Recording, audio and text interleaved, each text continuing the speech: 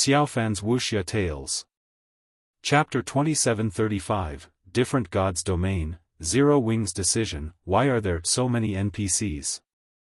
Purple Jade couldn't believe her eyes as she looked at the NPCs chatting merrily on the main street.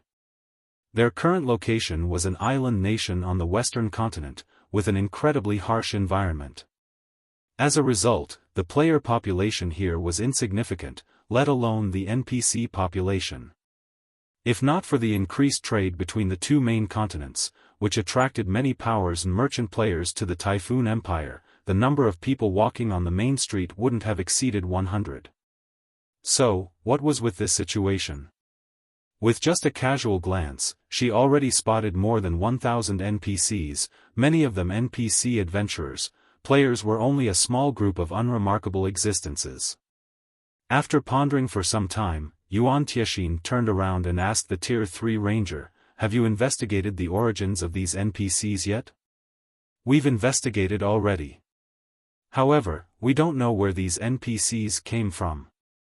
The only thing we know is that these NPCs seem to have appeared directly inside the various NPC cities," the Tier 3 Ranger replied, shaking his head. Anxiously, he continued, "The appearance of these NPCs has caused a sharp drop in the number of quests available in the Adventurers Association. The number of quests players can pick up is continuously decreasing.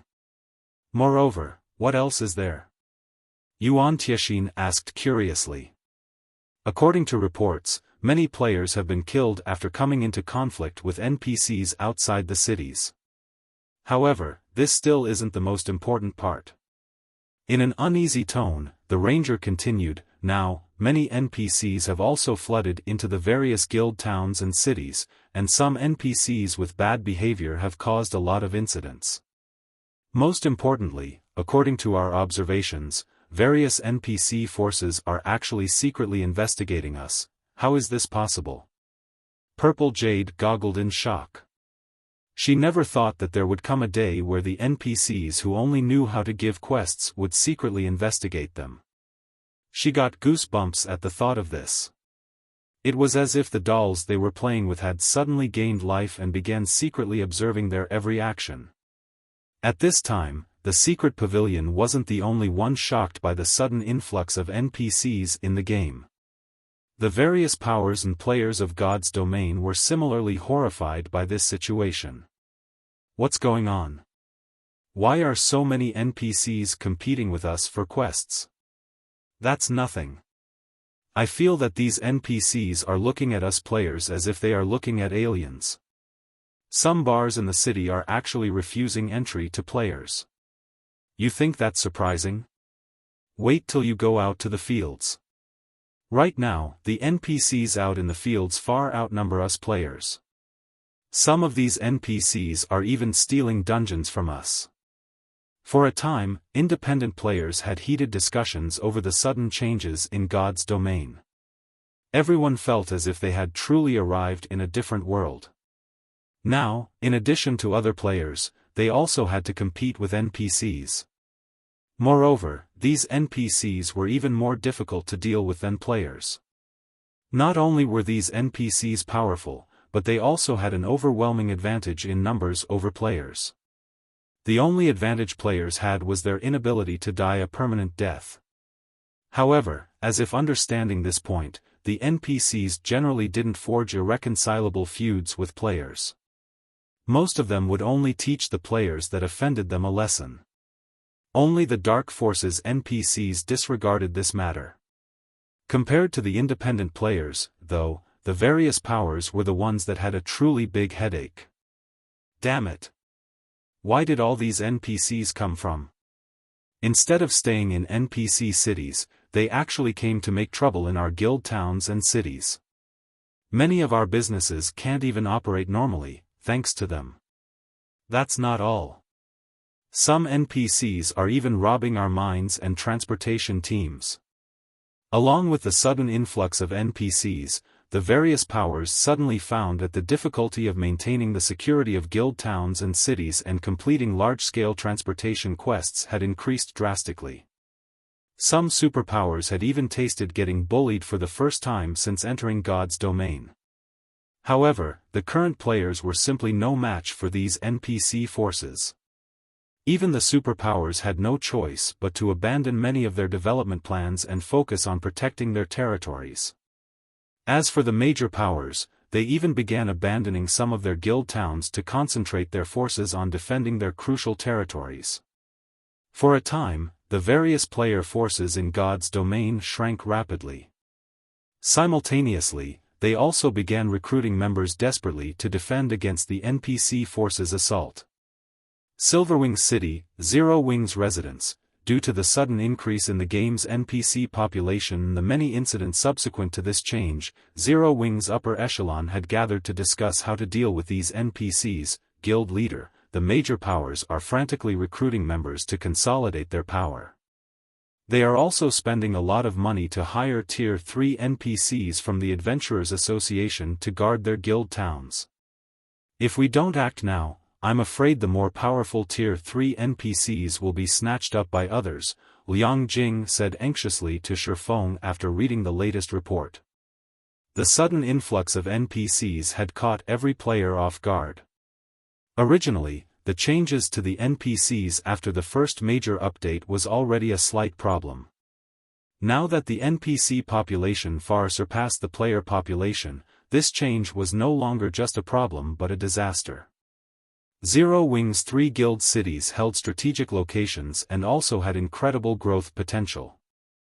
Meanwhile, according to the information Liang Jing's subordinates sent her, many NPC forces had already set their sights on Zero Wing's guild cities. These NPC forces refrained from taking action only because they were still investigating Zero Wing's strength. However, once they completed their investigation, they would most likely take action immediately.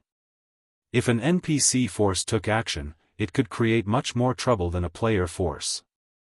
While the possibility of a frontal confrontation was low, it wasn't exactly impossible.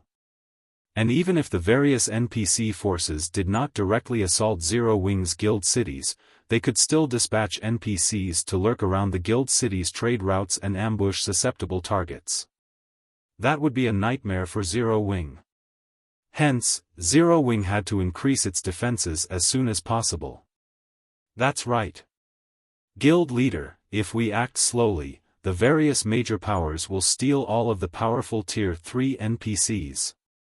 The other management personnel present nodded in agreement with Liang Jing. In the current situation, even the various superpowers had to lower their heads and hire NPCs from the Adventurers Association. If Zero Wing didn't act now, it would soon be too late. After all, there was a limited number of Tier 3 NPCs available for hire at the Adventurers Association. If the other powers got to pick first, nothing would be left for Zero Wing. Although Zero Wing also had many powerful Tier 3 personal guards, these personal guards were still far from enough to maintain the security of 3 cities. Moreover, the difficulty of directly recruiting Tier 3 personal guards was incredibly high. At best, players could only recruit Tier 2 NPCs with good growth potential. In addition, personal guards cost a lot of money to nurture. On the off chance these personal guards died in combat, Zero Wing would suffer a major blow. However, the Adventurers Association's NPCs wouldn't pose such a problem. Even if these NPCs died, it was none of Zero Wing's concern. The guild wasn't obligated to pay a huge price to resurrect these NPCs. That won't be necessary. Feng shook his head. While hiring the Adventurers Association's Tier 3 NPCs is indeed a solution, it isn't a long-term one. The cost to hire these NPCs is excessive. Any random Tier 3 NPC will cost at least 100 gold per day to hire, and the defense of a small city will require at least 500 Tier 3 NPCs. That's an expenditure of 50,000 gold per day. Only the superpowers could afford to pay a daily maintenance fee of 50,000 gold for one guild city. However, it was a different story for Zero Wing. Zero Wing originally already spent a lot of coins every day. In fact, the guild was reliant on selling coins for credits to maintain the operation of its headquarters in the real world. Hence, it couldn't afford to hire Tier 3 NPCs to safeguard its guild cities at all. But quite a number of NPCs have begun making a ruckus in our cities.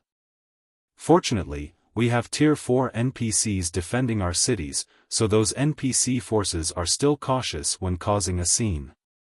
However, if those NPC forces take action against us outside our cities, we'll have a difficult time managing the situation, Yulan said worriedly.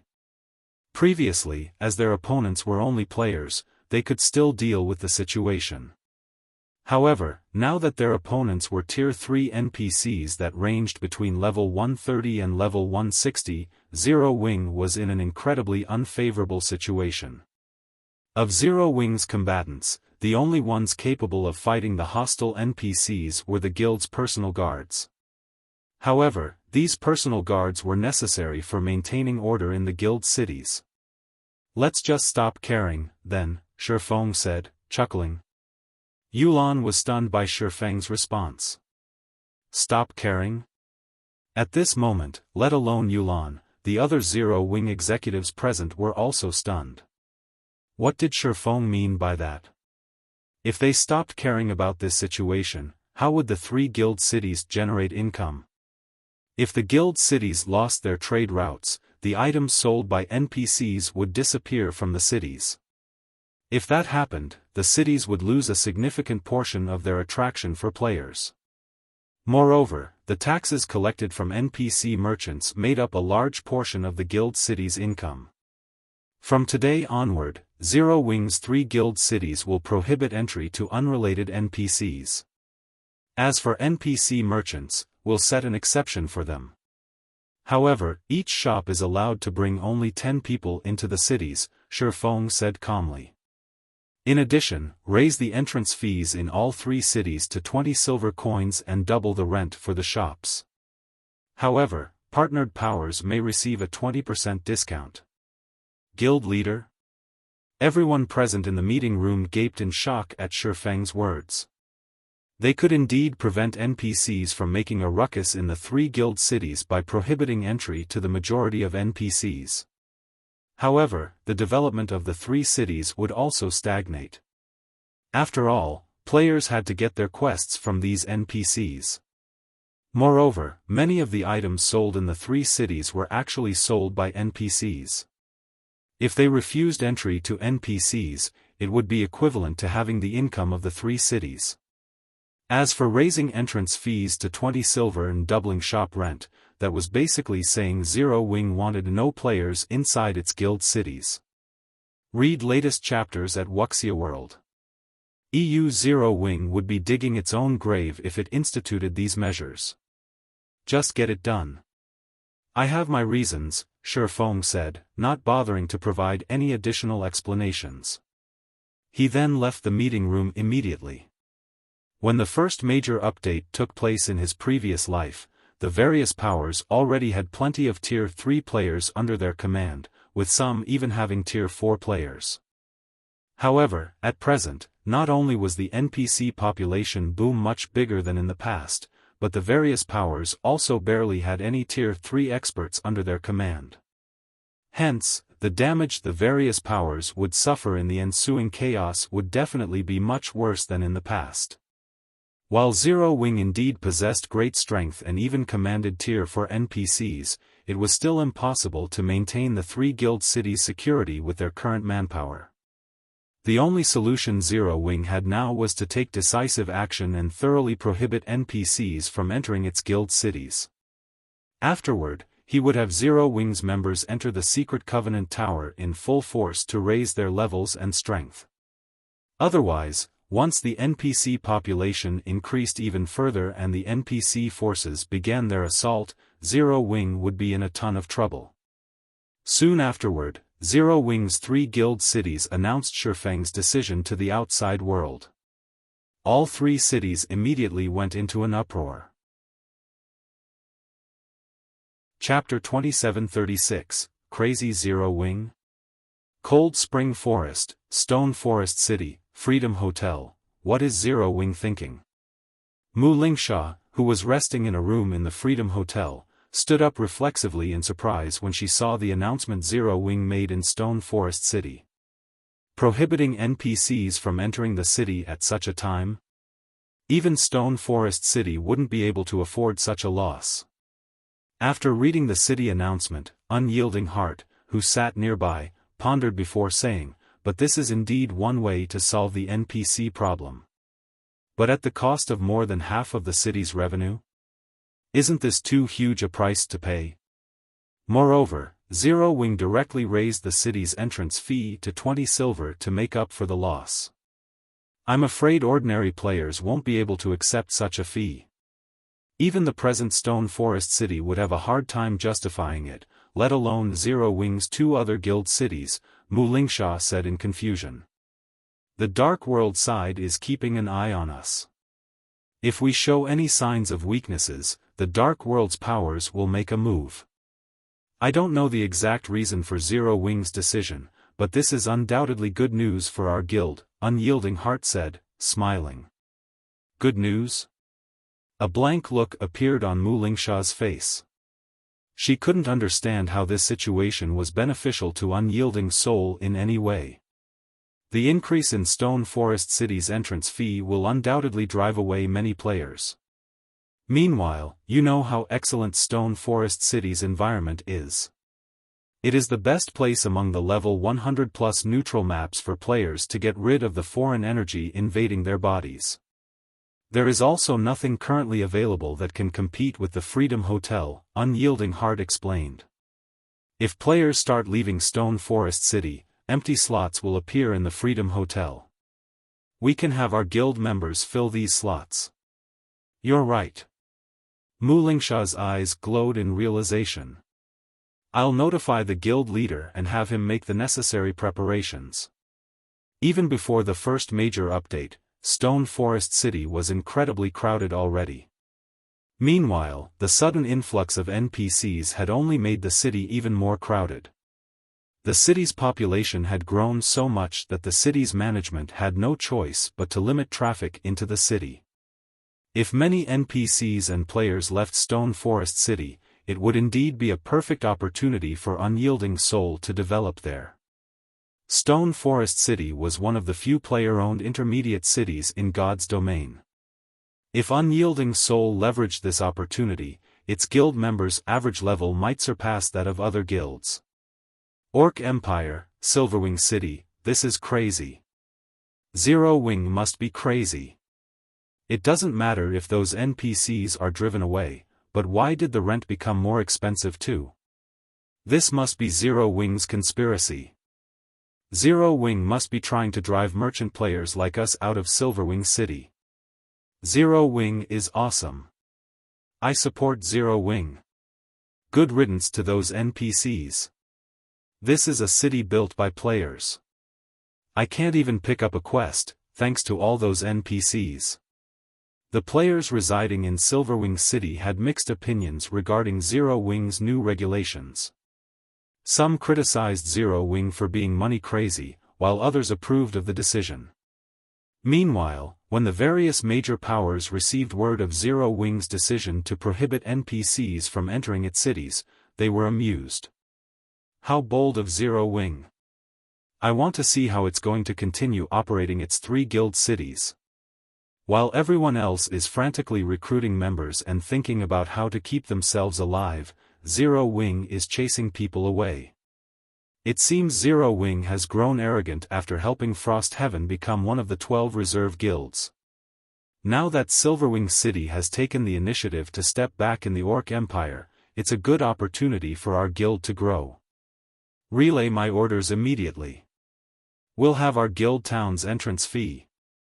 We'll also lower the membership requirements for our guild. When the various major powers saw Zero Wing driving players away from its cities, they promptly took advantage of this opportunity to increase their market share in the Orc Empire. In less than half an hour, the number of players entering Zero Wing's 3 guild cities decreased significantly. Many ordinary players operating in the Orc Empire opted to visit other guild towns instead.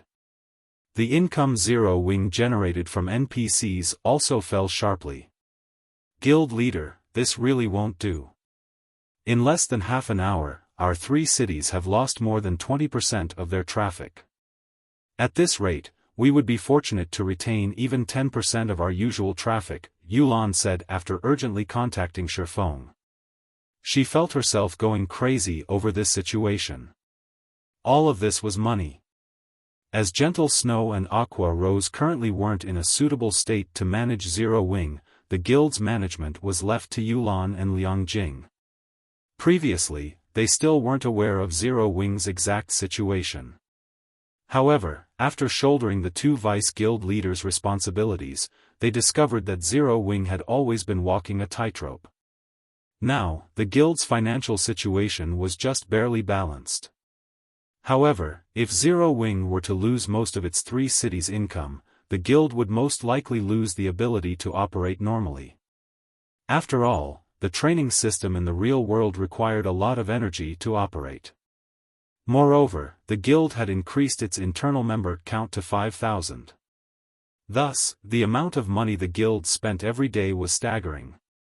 To make matters worse, Zero Wing did not accept the investment of major corporations.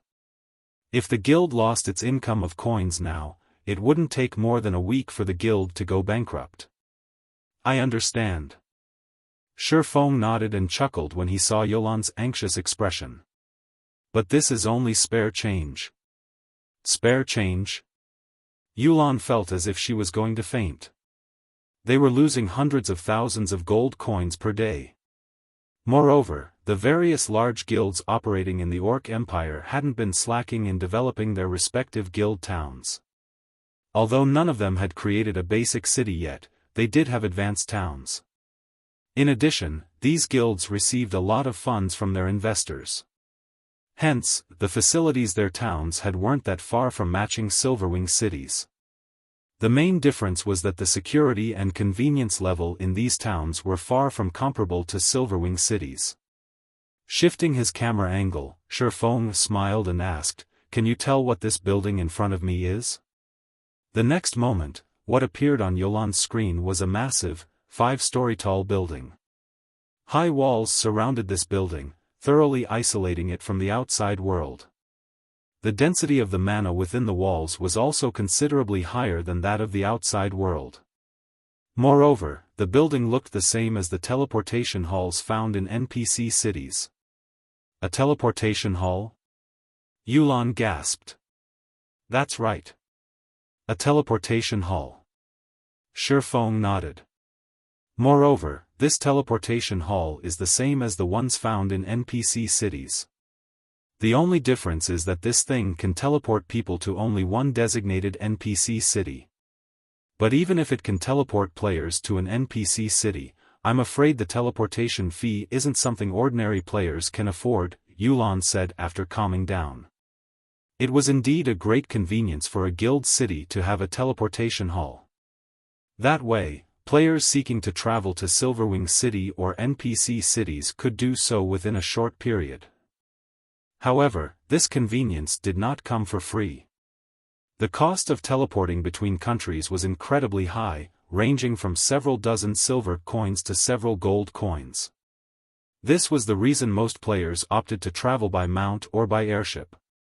If players were merely using Silverwing City as a teleportation hub, they wouldn't save themselves much trouble. As for teleporting from the Orc Empire to NPC cities, they could use return scrolls. What you say is correct, but this teleportation hall is linked to a somewhat special location, Feng said, smiling. He fully understood what was going through Yulan's mind. Isn't the destination an NPC city? Yulan asked, puzzled. Even if Silverwing City's teleportation hall were connected to an empire's capital, it wouldn't be of much help to the current Zero Wing. The target destination is indeed an NPC city, but this NPC city is somewhat different from others. Feng nodded. He then added slowly, "You won't understand even if I explain it to you. The teleportation hall is already constructed. Contact Unyielding Soul and Crimson Emperor and have them send representatives to Silverwing City. Tell them I have a business proposition for them." Are we inviting them over now? Yulan asked in confusion. Read latest chapters at Wuxia World. EU. The various superpowers were currently shrinking their spheres of influence, and none of them were having a good time. Even if Feng invited Unyielding Soul and Crimson Emperor for a discussion, the two guilds would most likely be incapable of solving Zero Wing's predicament. Yes, right now. I'm afraid this is something Zero Wing will have difficulty monopolizing, so we'll need some helpers, Feng said, nodding. Guild leader, what are we going to do? Yulan couldn't help asking out of curiosity. The Zero Wing of today was no longer the same as before. It already possessed incredible strength. Yet, Feng intended to ask two superpowers for help. This was undoubtedly going to be a huge operation. Moreover, he had even chosen such a precarious time to carry it out. Any mistake could easily lead to huge problems for the guild. Hearing Yulan's question, Feng chuckled and said casually, "It's nothing. It's just an operation to turn Zero Wing into a true giant in God's domain." Chapter 2737, Wealthy Feng Silverwing City, Southern District. On a sparsely populated street, four players wearing black cloaks walked slowly into an alleyway. They would also occasionally observe their surroundings to guard against being followed. After the four of them walked a certain distance into the alleyway and verified that there were indeed no players following them, they breathed out a sigh of relief. What is this black flame trying to do? Why must we act so secretively and not let others notice us? A female guardian knight with shoulder-length hair demanded in dissatisfaction. Blue. Illusory words, the cleric in holy white robes, glared at the female knight standing beside her. I made an exception and brought you here this time. You'd best pay attention to your words and actions. Blue Gown was the vice commander and lead MT of the main force under Illusory Words' command. She ranked third among the guild's new talents and was also Illusory Words' confidant, who would succeed Illusory Words as vice guild leader in the future. Unfortunately, Blue Gown had a common failing, one that plagued all newcomers trained by superpowers. She did not place anyone outside of super first-rate guilds and super guilds in her eyes. After Illusory Words' scathing reprimand, the beautiful female knight dared not continue with her complaints. Big sis Illusory, I won't talk about this anymore, so you mustn't forget to bring me along for future matters, Blue Gown said pitifully.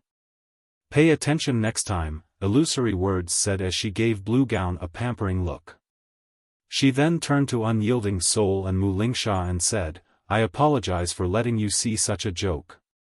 It's normal for newcomers to be a little arrogant. You can't achieve anything if you don't have such arrogance. You don't have to mind us, Vice Guild Leader Illusory, Unyielding Heart said.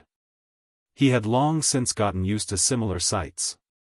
In any other virtual reality game, being one of the top-ranking newcomers of a super first-rate guild was indeed something worth boasting about. After all, a single super first-rate guild or super guild was more than enough to rule an entire virtual reality game back then. How could the top talents of such guilds not be a little arrogant? Hence, it was only natural that these newcomers looked down on up-and-coming guilds. However, the situation was different now. At this point, God's Domain was practically a unique existence already, a game that even international corporations poked their hands into. The influence the various powers in God's Domain held was thousands of times greater than what they held in other virtual reality games. One couldn't use common sense to judge the powers operating within the game at all.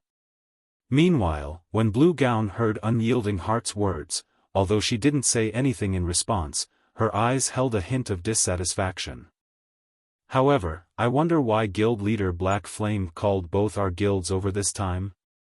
He even instructed us to keep our visit a secret, Mu Lingsha said.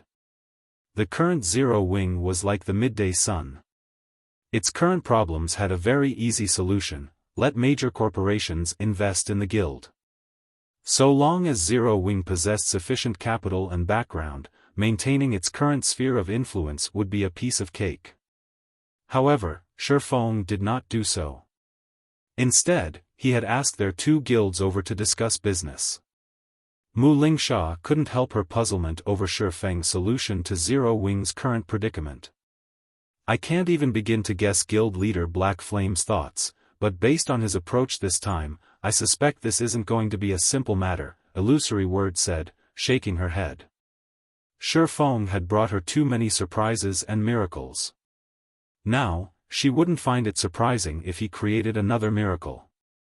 After all, Zero Wing had even managed to help Frost Heaven secure the 6th reserve seat. We don't need to guess anymore. Pointing at tall walls some distance ahead, Unyielding Heart said, that should be the place guild leader Black Flame told us about.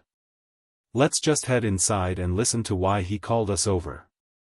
When Illusory Words and the others saw the walls Unyielding Heart indicated, they were a little surprised. They never thought that the depths of this small alley would conceal such a massive structure. Although the walls were only around a dozen meters in height, the area they occupied was significant. The enclosure they formed could easily fit a football stadium. Based on the enclosure's size, the building inside should be at the advanced construction standard at the very minimum, yet nobody had discovered its existence, even now. When the group of 4 arrived before the steel gate in one of the tall walls, they were dumbfounded. For level 130 plus fine gold guards manned the gate. There was even a level 133, tier 3 dark gold ranked great mage protecting the gate in secret. The level of security was astonishing. At this stage of the game, if these 5 NPCs worked together, they could annihilate a 1,000-man team of tier 3 players. Moreover, the various large guilds were treating fine gold and dark gold guards like precious treasures, showering them with all sorts of resources and ensuring their safety as much as possible. On the other hand, Zero Wing was actually using these precious guards as gatekeepers. This is private property. What business do you have here? A fine gold guard clad in grey leather armor asked in a hostile tone when he saw Unyielding Heart's group. We were invited by guild leader Black Flame. Unyielding Heart promptly took out the invitation he received from Zero Wing, which had Zero Wing's guild leader's seal to prove its authenticity. The magical mark is correct. The tier 3 assassin clad in leather armor nodded. He then said, "Please follow me." Okay. Unyielding Heart's group then followed the tier 3 assassin through the gate. Upon walking through the entrance, Unyielding Heart and the others gasped automatically. A teleportation hall? How is this possible? Aren't teleportation halls restricted to the national level? Blue Gown couldn't believe her eyes when she saw the 5-story tall teleportation hall before her. She never thought Zero Wing could actually construct this sort of transportation tool in Silverwing City. BRA/BB greater than N/B or even now, teleportation arrays were incredibly rare items among the superpowers, what more a complete teleportation hall. Teleportation halls might be common in NPC cities, but for guild cities, they were priceless treasures that could skyrocket a guild city into prominence. The world of God's domain was massive. It took a long time for players to travel to level 100 plus maps even on flying mounts and much longer for players without flying mounts. Many powers and adventurer teams would be willing to break the bank if it meant they could teleport directly to somewhere close to level 100 plus neutral maps. After all, time represented both money and opportunities for these people. Unlike ordinary players, they couldn't afford to progress at a leisurely pace. So, this is why we were required to come here quietly? How astonishing! Unyielding Heart smiled bitterly as he looked at the teleportation hall. This should be one of the privileges given to guilds officially recognized by the War God's Temple, Illusory Words said, a hint of envy in her eyes. With such a privilege, developing a guild city would be a piece of cake. Moreover, Silverwing City possessed an excellent environment and strategic location. That's right. This is indeed one of the privileges of an official guild. A voice suddenly entered the ears of Illusory Words and the others, answering the question in their hearts. Guild leader Black Flame, is this teleportation hall the important matter you wish to discuss? Unyielding Heart asked in slight confusion as he pointed at the teleportation hall. A teleportation hall was a godly development tool.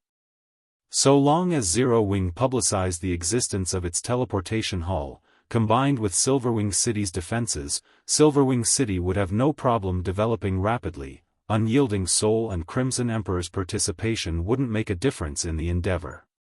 In fact, their two guilds would want to ask Zero Wing for help instead. Yes, but that's not all of it. Feng nodded. He then smiled and said, "There's no point in telling you about it now.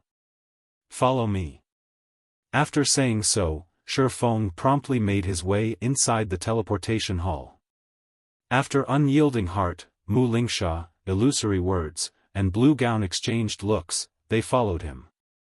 The next moment after the four stepped onto the teleportation array inside the teleportation hall, they found themselves inside the Twin Towers Kingdom Sky Spring City. At this time, however, Sky Spring City didn't have many players. Over 99% of the city's population consisted of NPCs. When these NPCs saw Unyielding Heart's group, they even began eyeing the group curiously as if they had just encountered some rare creatures. "Let's go. There are too many people here."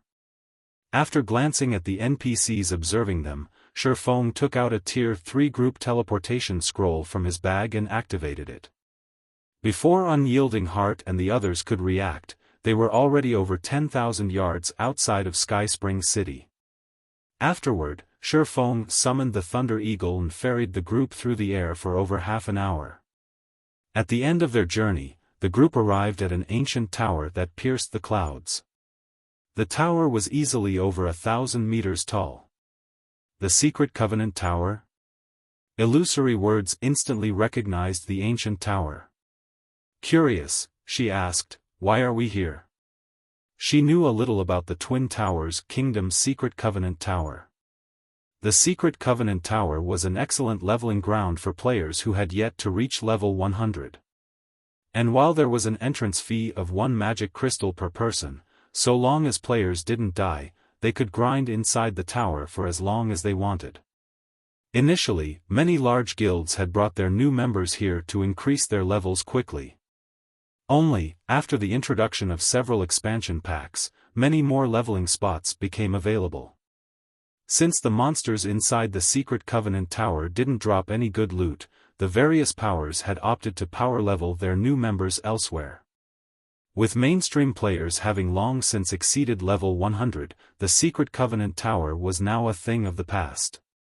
"To grow stronger," Feng said, chuckling. "To grow stronger?" Illusory Words was slightly surprised by Feng's words. "But we have long since passed level 100.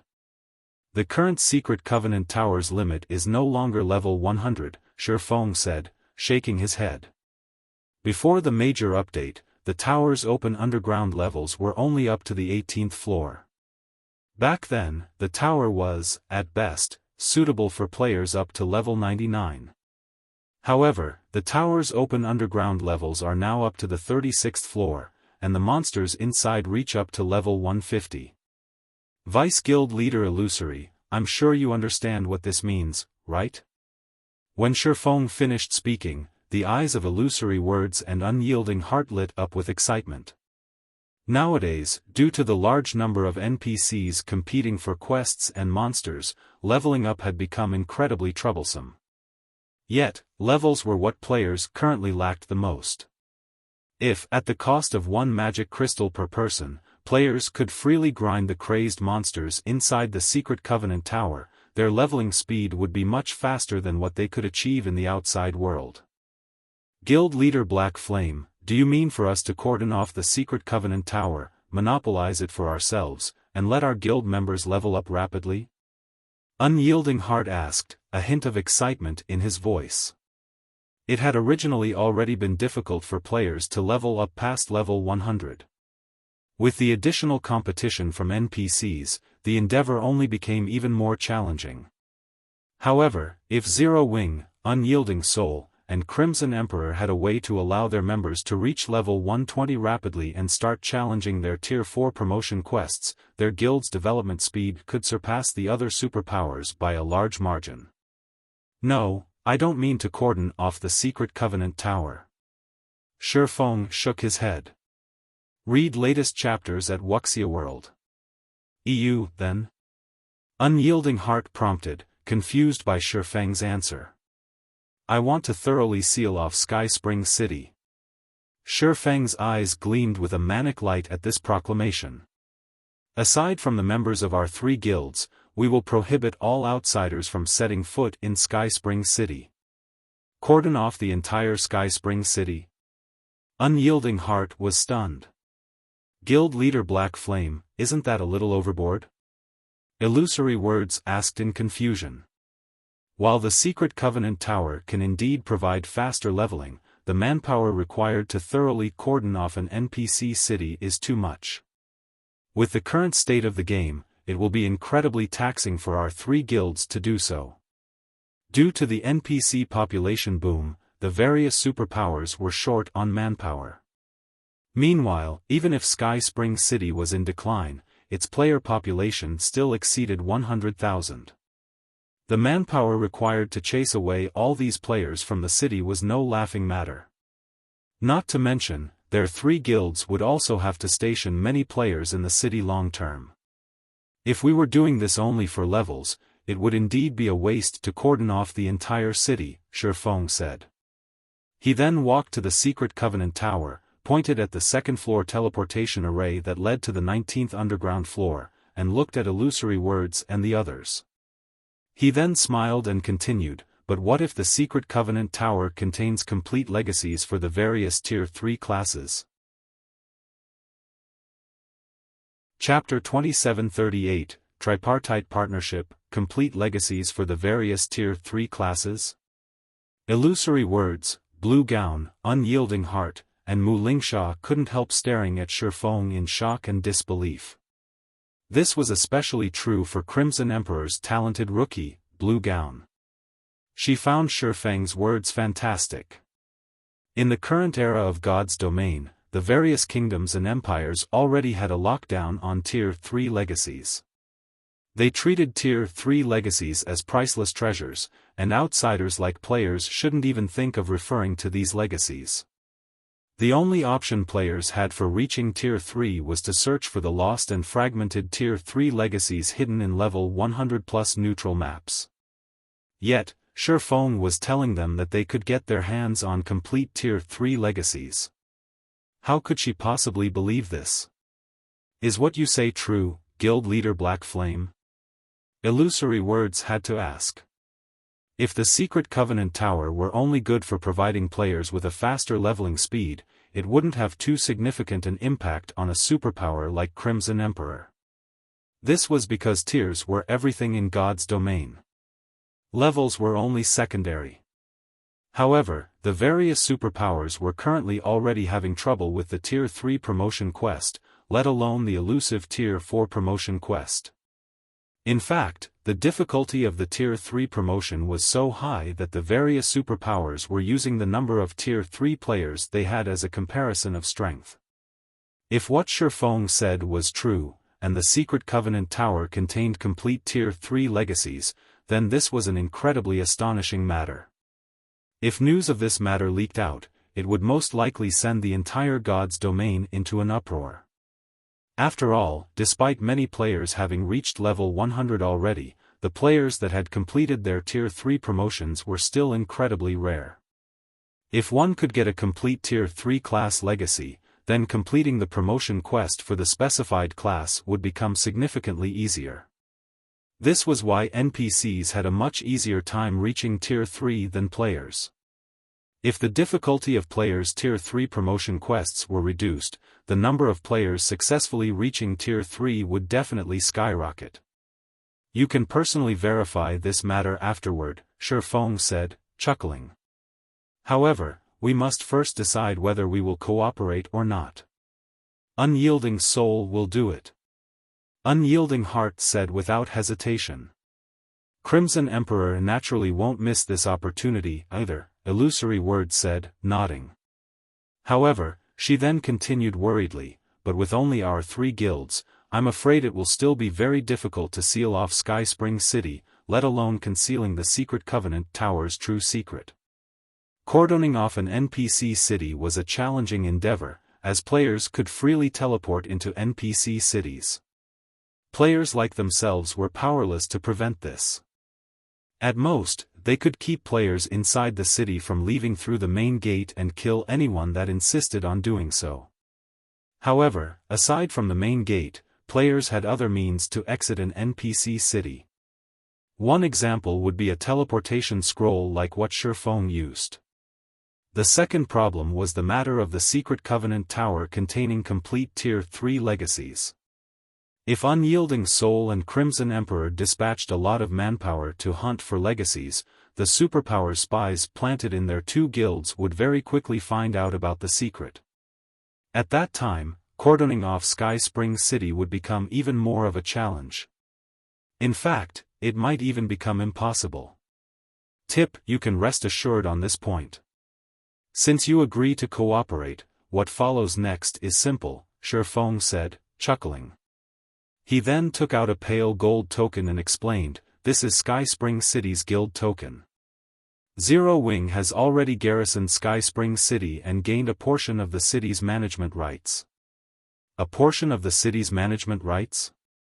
Illusory Word's eyes widened in shock as she looked at the guild token.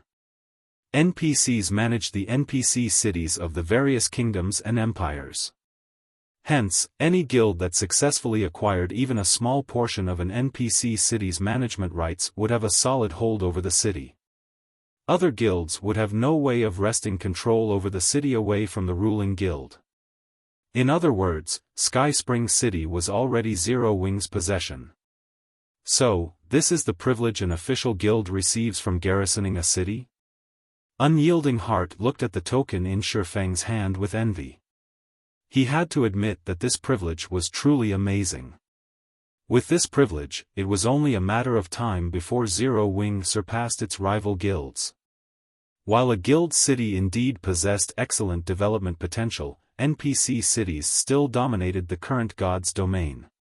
Travel between NPC cities was incredibly convenient. Moreover, NPC cities all had shops and auction houses that sold the essentials that the various powers and independent players couldn't do without. Thoroughly occupying an NPC city meant acquiring a gold mine with a steady income and no need to manage the city to obtain such significant income. This was something the various superpowers dreamed of having. That's right. This is a privilege for guilds officially recognized by the War God's Temple, Xiaofan said, not bothering to hide the truth. With this token, I can enact a magic ban over Sky Spring City, preventing the use of any teleportation tools within it. This way, players can only walk if they wish to exit the city. In addition, for the sake of keeping the Secret Covenant Tower's Tier 3 legacies a secret, our 3 guilds should rely on only our main force members to hunt for the legacies. To begin with, it's pointless to have a large number of players hunt for them. Ordinary Tier 3 teams can't even survive on the lower floors, let alone search for the complete legacies. Of course, it's impossible to keep this secret forever. However, at this stage of the game, I wish to keep it hidden as long as possible. Illusory Words and Unyielding Heart nodded in agreement. They, too, felt that this was the only way they could go about doing things. So long as their guilds acquired complete Tier 3 legacies, they would already have a significant lead over the other superpowers. And the longer they could keep this secret hidden, the greater the benefits they could reap from it. Let's sign a contract, then, Xiaofan said as he pulled out 2 guild contracts. Initially, Xiaofan had wanted to invite the Secret Pavilion as well. However, the Secret Pavilion was a business-oriented guild and always held itself detached from the struggles between guilds. If the Secret Pavilion suddenly cordoned off an entire NPC city, it would create a huge commotion. In other words, it would seem quite abnormal. Hence, Unyielding Soul and Crimson Emperor were much more suitable for this partnership. After all, the two guilds were currently in a weakened position. Cordoning off an entire NPC city for the sake of acquiring more resources would be very normal for them. Even if the other superpowers found out that the two guilds' objective was the Secret Covenant Tower, the superpowers would, at most, think that the tower provided players with faster leveling. As for permanently cordoning off Sky Spring City, Xiaofan had never intended to do that. Zero Wing was in dire need of funds. Cordoning off Sky Spring City to allow the guild to gain some advantages might be fine in the short term, but sealing off the city forever would be unprofitable. Fortunately, although it would be impossible to earn money off other players and powers while Sky Spring City was cordoned off, the income from Unyielding Soul and Crimson Emperor would still be considerable. After all, both Unyielding Soul and Crimson Emperor had guild residences in Silverwing City. Compared to teleporting to Sky Spring City from the NPC cities of other kingdoms and empires, which would cost a minimum of 4 gold, it only cost a little over 1 gold per person to teleport from Silverwing City. Meanwhile, Zero Wing would get half of the profits generated by Silverwing City's teleportation hall.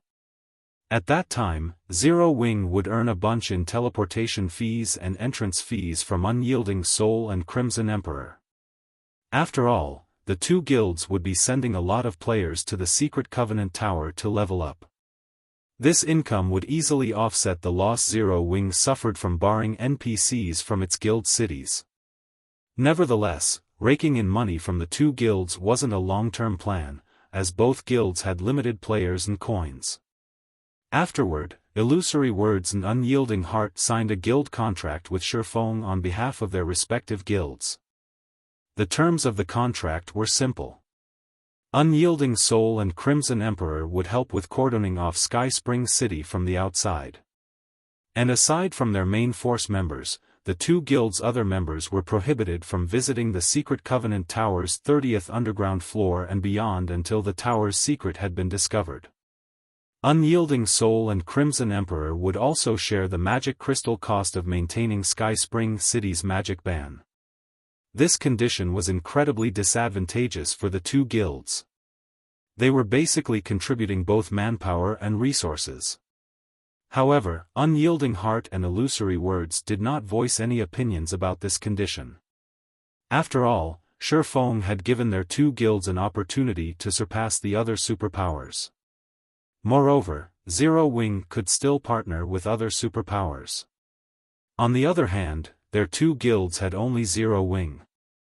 After the three signed a contract with each other, Illusory Words and the others promptly returned to their respective guilds to brief their guild executives. At the same time, they also began making the necessary preparations to cordon off Sky Spring City and send personnel into the Secret Covenant Tower. This matter was of utmost importance to their two guilds, so they had no choice but to be incredibly careful in their actions. It would also take some time to fully cordon off Sky Spring City. Likewise, Xiaofan had Fire Dance, Yulan, and the others prepare for the Secret Covenant Tower. After seeing that there was nothing left for him to do, he chose to go offline to rest. Although staying logged into the game for more than 24 hours wouldn't cause him any harm, he still had to do his daily exercises. Zero Wing's headquarters, top floor lounge. By the time Xiaofan returned to the real world, the sun outside was already illuminating the entire room. It was close to noon. Guild leader, you're finally out. Liang Jing suddenly contacted Xiaofan. In a slightly joyful tone, she said, Miss Mushin has been waiting in the reception room for quite some time now. She says she's here to deliver all the things agreed upon previously. Moreover, she is also going to give Zero Wing a 300 million capital injection at no cost. 300 million credits. Read latest chapters at Wuxia World. EU. With this much money, Zero Wing could survive for quite some time even without selling coins for credits. She sure came quickly. Xiaofan was startled by the speed. He had anticipated having to wait for a few days. After all, the remuneration Frost Heaven promised Zero Wing was significant. The 3 upper zone reserve slots aside, just the 50 bottles of S-rank nutrient fluid should take Frost Heaven quite some time to gather. Do you want to meet her now? Liang Jing asked. Of course. Feng nodded. Let me clean up first. I'll head over as soon as I'm done. Chapter 2739, Upper Zone Zero Wings Headquarters, Top Floor Lounge. After Feng finished tidying up, he made his way to the lounge. Upon entering the room, he noticed two girls sitting by the window and enjoying the scenery outside. Of the two girls, the elder one was Muxin, whom Feng had met quite a few times now. Muxin wore a purple cyan one-piece dress. Like the summer sun, she exuded an indescribable warmth. Her aura in the real world was quite unlike the solemn aura she had in God's domain. The younger girl, sitting beside Muxin, wore a white sweatshirt and a pair of jeans. Although the younger girl gave off a sense of purity and sassiness, her petite figure only made her look like a little girl pretending to be an adult. This younger girl was someone else Feng had met in God's domain before. She was Kurue, Muxin's younger sister. Feng, you finally decided to show up. Do you know how long you made us wait here? Kurue said, her face full of resentment as she looked at Feng. Don't listen to her. We didn't wait very long, Muxin said, shaking her head. My sister and I can also take advantage of this time to relax and appreciate the city scenery in the outside world. And from what I've seen thus far, I have to say that this is quite an enjoyable feeling. Muxin's words confused Feng a little. Appreciate the outside world's city scenery? Oh, right. I haven't told you about it yet. Noticing the confusion on Feng's face, Muxin smiled faintly and said, My sister and I have always lived in the upper zone, and we very rarely come out from there. I see. Feng nodded. However, Muxin's answer only served to confuse him further. Miss Muxin, is there no urban landscape inside the upper zone? All upper zones were established in first-tier megacities. Logically, urban landscapes should be very common in such cities. In fact, the scenery these megacities offered should be much more spectacular than what was visible from Zero Wings headquarters. You'll understand once you visit the upper zone, Muxin said, a friendly smile appearing on her face. The upper zone is different from other places.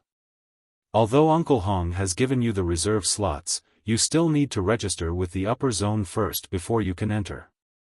However, you're probably unfamiliar with the upper zone, so Uncle Hong sent me to escort you so that you can avoid any unnecessary troubles. That's right.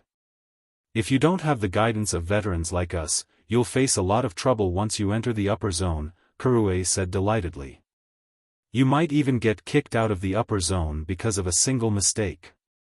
Muxin did not refute Kurue's words. Looking at Muxin, Feng said, I'll have to trouble you, then. It's no trouble. Muxin shook her head. She then continued softly, it is only thanks to you that Frost Heaven has managed to become a reserve guild. After saying so, Muxin picked up the black briefcase beside her seat. There are 50 bottles of S-rank nutrient fluid here. You should store them well, Muxin said after opening the briefcase. She then warned, however, while the S-rank nutrient fluid is indeed an excellent product, it's best to avoid overusing it, as it is still incomplete. It isn't a finished product? Feng was surprised by this revelation. The S-rank nutrient fluid was something countless people fought to obtain. Just the fact that it could maintain a person's youth was already unbelievable. Yet, this drug wasn't actually a finished product? That's right. It isn't a finished product, so you should drink as little of it as possible, Kurue said, nodding. She then continued in a surprisingly soft voice, as you're about to enter the upper zone, there are some things you are allowed to know now. The S-rank nutrient fluid is only a defective product. However, as it indeed has amazing effects on the human body, the Green God Company sells it in small quantities. Nonetheless, in the upper zones, drinking it isn't recommended. Mushin nodded in support of Kurue's words. Thus far, Kurue and I have drunk only 2 or 3 bottles of S-rank nutrient fluids because of special circumstances. Uncle Hong even severely warned us and banned us from drinking more. Uncle Hong isn't someone who would harm us, so you should also be careful when using the S-rank nutrient fluid, Mushin said earnestly. Upon hearing this, Feng couldn't help becoming a little wary of the S-rank nutrient fluid. He then said, I understand. I'll have my people drink as little of it as possible. If even the upper zone advised its residents against drinking the S-rank nutrient fluid, then there were definitely problems with this product. However, as to what exactly these problems were, most likely, only a small number of people knew. Fortunately, aside from himself, everyone else in the guild hadn't consumed a significant amount of S-rank nutrient fluids. Now that our matters here are settled, since her elder sister had already transferred the S-rank nutrient fluids to Feng, Kurue said excitedly, let's go to the upper zone. We're going there now. Feng was a little stunned. The upper zones were established only in certain first-tier cities, which were several hours of flight away. At this time, half the day had gone by already. Of course. We have a supersonic jet ready, Kurue said nonchalantly. If we miss today's opportunity, it'll be very troublesome to schedule another appointment. Kurue is right. Although Uncle Hong has given you the status required to enter the upper zone, entering it isn't easy. Since our matters here have been concluded, we should head over immediately, Mushin said in agreement. Okay. I'll make some arrangements here and go with you afterward, Feng said without much hesitation. After all, he, too, wanted to visit the upper zone. Not to mention, Gentle Snow and Aqua Rose's situation wasn't exactly optimistic. If left alone for too long, they might even fall into a coma. Moreover, during his previous life, the upper zone was a place that even the executives of the various super first-rate guilds and first-rate guilds yearned to live in. As for the guild leader of a second-rate guild like himself, visiting the upper zone was something he never even dared to dream about. Mushin being willing to escort him to an upper zone was naturally to his advantage. After Feng passed on his guild affairs to Liangjing, he went to the airport with Mushin and Kurue. During their journey, Feng had to admit that the Boulder Corporation was indeed wealthy and influential. With the corporation's private supersonic jet, a trip that should have originally taken several hours on an ordinary airplane was completed in just 1 hour. At the end of the flight, the trio found themselves in Yuantian City, one of only 3 first-tier megacities within the country to house an upper zone. While crossing the city districts on a high-class maglev train, Feng couldn't help lamenting ruefully. As a megacity with a population of more than 100 million, Yuantian City far outstripped other cities in terms of prosperity. It was also one of the cities Feng had always wished to develop Zero Wing in, as it had many important resources rarely found in the outside world. In fact, almost all super first-rate guilds and super guilds operating in the virtual gaming industry had their headquarters in cities hosting an upper zone. This was because the upper zones would occasionally release some of its resources to the outside world. The various corporations based in the megacities hosting the upper zones would quickly divide these resources among themselves, and very rarely would any of these resources leave the city limits. It wasn't an exaggeration to say that only corporations that had set roots in an upper zone city could be considered a truly top-tier corporation. The road before Zero Wing was still very long. Meanwhile, after traveling inside the city for close to an hour and passing through many tunnels, Mushin parked the car in a vast area surrounded by steel walls. She then pointed at a huge door nearby and said, "We're here." After saying so, Mushin got out of the car and led Feng to the huge door. BSO/B the upper zone is beyond this thing? Feng was amazed as he took in the 50-meter tall stone door and the energy walls that enveloped the space above the enclosure. In his previous life, he had only ever heard about the upper zone, and the information hadn't been much. Now that he was looking at one himself, he could only describe the upper zone as a titanic building made entirely of steel. "Let's go in," Kurue said to Xiaofan. As she pointed at the passageway underneath the huge door and a line of several dozen people entering it, she beamed at him and continued, "However, you have to be careful once you enter. Read latest chapters at Wuxia World." "Ew, is there something special about it?" Xiaofan asked, confused. "You'll understand once you go in," Kurue said, her smile growing even brighter when she saw the confusion on Xiaofang's face. "However, you'd best be mentally prepared. Once you go inside, you won't have a chance to return to your own world." Afterward, Kurue stopped speaking and walked toward the passageway. Mushin had remained silent all the while. However, after a moment, Mushin took a deep breath and looked at Xiaofan. She then said earnestly, "Although Kurue is right, there are unimaginable opportunities available in the upper zone. If you can prosper inside, even the various international corporations will have to treat you with respect. Anyway, time is almost up. Let's enter, as well."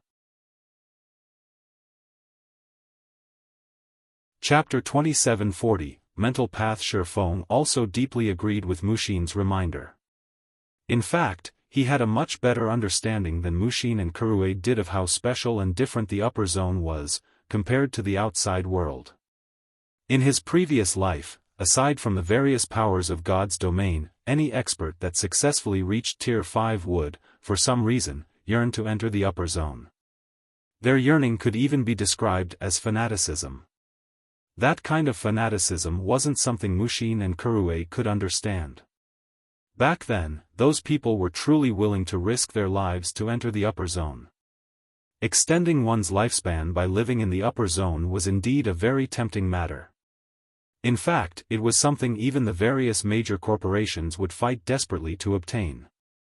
However, back then, Xiaofan could tell that those Tier 5 experts weren't risking their lives just to extend their lifespans. Instead, it was as if something in the upper zone was attracting experts of such caliber. Thus, many Tier 5 experts and even Tier 6 God-ranked experts in God's domain had abruptly gone missing, their fate unknown. One of the most well-known people among those who disappeared was Violet Cloud. As a Tier 6 cleric god, Violet Cloud had been in existence even the various super guilds had a headache dealing with. In the past, in order to enter the upper zone, Violet Cloud had agreed to the harsh conditions of a super guild. After completing these conditions, she had entered the upper zone. However, she had also disappeared from God's domain from then on. Hence, whether it was Kurue's warning or Mushin's reminder, Xiaofan still wished to take a look at what exactly the upper zone was. When Xiaofan arrived before the entrance of the dark passageway, there were already several dozen people lined up there. These people were equally split between genders, and none of them looked to be over 20 years old, with the youngest one looking to be only 16 years old. Meanwhile, despite the arrival of beauties like Mushin and Kurue, these people practically ignored the two. Instead, they all focused on Xiaofan, who was wearing casual sportswear. Another newcomer arrived. Judging by his appearance, he didn't come prepared at all. He's definitely another one of those despicable bastards that got in through connections. Shoo, don't let him hear you. We can't afford to offend such people. When Xiaofan overheard the conversation of the teenage boys and girls with his sharp senses, he was rather baffled. Meanwhile, Kurue, who stood beside Xiaofan, nearly laughed at his situation but managed to restrain herself in the end.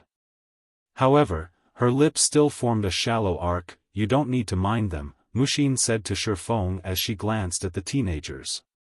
"They're here to participate in the assessment for entering the upper zone." Assessment for entering the upper zone? Xiaofan was slightly surprised. This was his first time to hear of this. As far as he knew, the only reliable way for an outsider without connections to enter the upper zone was through recruitment by the Green God Company as a talent. Unlike what you would expect, the upper zone isn't limited to just people with authority, Mushin explained. The upper zone is also where the Green God Company nurtures its internal talents. These youngsters are all talents who have passed the Green God Company's preliminary tests. So long as they pass this assessment, they will also gain entry into the upper zone. However, this assessment is only available to talents under the age of 20. Talents past this age can only work outside. As for the assessment's content, it is simply to get through this passageway and enter the upper zone. Pass through this passageway? Feng asked in confusion as he pointed at the dark tunnel ahead. That's right. This passage is nicknamed the mental path, and it tests and tempers a person's mental strength. The mental path is normally closed, so it doesn't have any significant effect on people. However, when the mental path is activated, only 3 to 5 people get through it every year. Very few among those who participate in the Green God Company's test actually pass it, Mushin said, nodding. However, so long as one passes the test, not only will they receive priority training from the Green God Company, but they will also receive a significant reward. Kurue nodded in agreement with Mushin's words. She then said pridefully to Feng, I passed this mental path last year. Big Sis is even more of a genius, and she passed it at the age of 15. She caused quite a sensation in Yuantian City's upper zone back then. While Mushin was giving Feng an explanation, a young man walked out of the passageway. This man wore a tight-fitting t-shirt that thoroughly revealed his skeletal structure and muscles. His physique was elegant and full of power, like a cheetah's. However, despite his apparent youth, his aura suggested that he had experienced the vicissitudes of life. It was evident he wasn't as young as he looked. Upon noticing this man's arrival, the teenagers, Mushin, and Kurue promptly tensed up. Huh? Another newcomer? The young man was slightly surprised when his gaze fell on Feng. Supervisor Luo, you misunderstand. He is here to register. He's not an examinee, Mushin explained. Oh, so Hong Xinyuan gave his reserve slot to him? Suddenly, a trace of disgust flashed in the young man's eyes as he took a second glance at Feng. What a lucky kid. However, the Green God Company is conducting an assessment today. If you want to enter, you'll have to go with these youngsters. I don't have the time to shut down the passageway again. Mushin frowned when she heard the young man's words. It was no secret that Luo Hanbing and Hong Xinyuan were rivals in the upper zone. However, she never thought that Luo Hanbing would use this opportunity to publicly retaliate against Hong Xinyuan. One needed to make an appointment to register with the upper zone. Normally, waiting several months for an appointment wouldn't be strange. This time, it was only thanks to Hong Xinyuan's connections that Feng could get registered so soon. However, if he didn't register today, he would have to wait for several months for another opportunity to do so. Meanwhile, those unregistered with the upper zone wouldn't be able to live there. Supervisor Luo, he is someone with a reserve slot. He has the right to freely enter the upper zone. Mushin said in a low tone to express her dissatisfaction. I never said I was stopping him from entering, Luo Hanbing sneered. He can enter whenever he wants. If he can't enter now, he can just enter tomorrow. As soon as Luo Hanbing finished speaking, the teenage examinees nearby nodded in agreement. That's right. The passageway is always open. Since he already has identification in the upper zone, can't he enter whenever he wants? Supervisor Luo is right. If he can't enter now, he can just enter tomorrow. Why must he compete with newcomers like us? The teenage newcomers instinctively despised people who entered the upper zone through connections. After all, they had gone through great difficulties to reach this point. They even had to walk through the activated mental path to secure identification in the upper zone. In comparison, Feng could obtain identification without having to do anything. He made their efforts look like a joke. Kurue also couldn't help glaring at the supervisor surnamed Luo. She then whispered to Mushin, saying, Big Sis, why don't we come back at another date? That bastard clearly won't let us in today.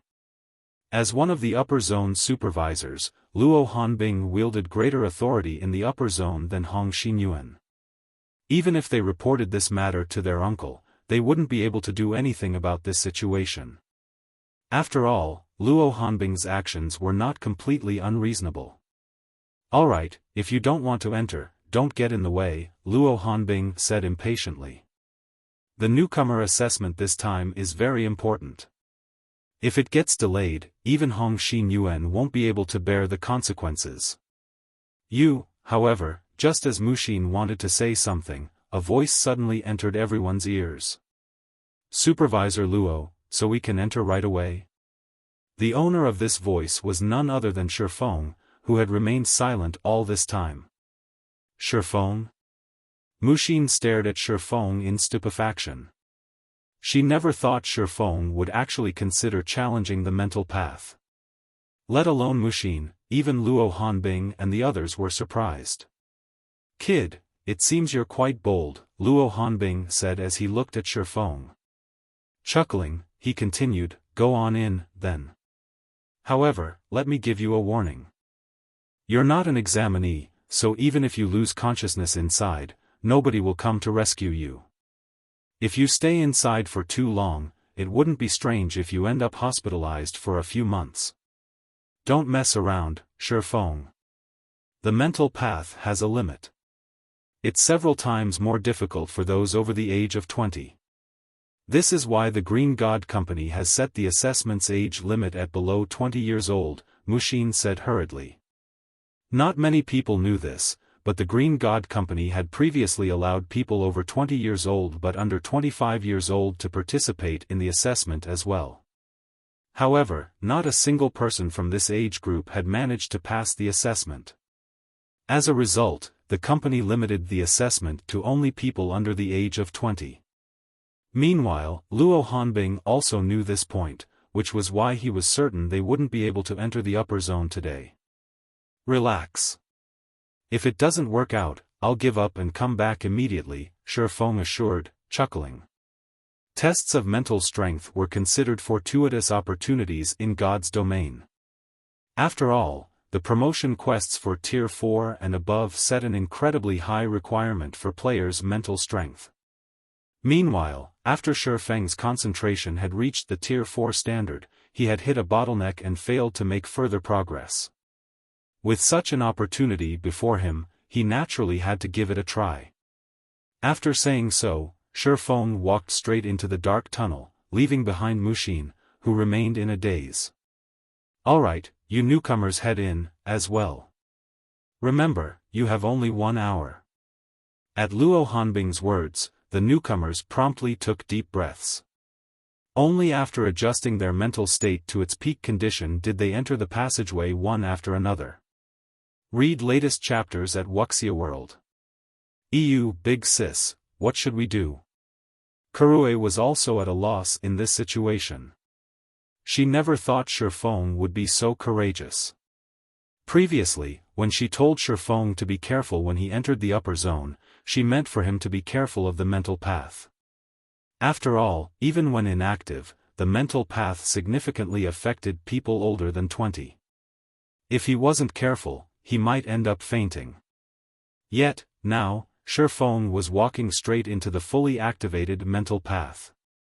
The mental path is too dangerous for me, Mushin said anxiously.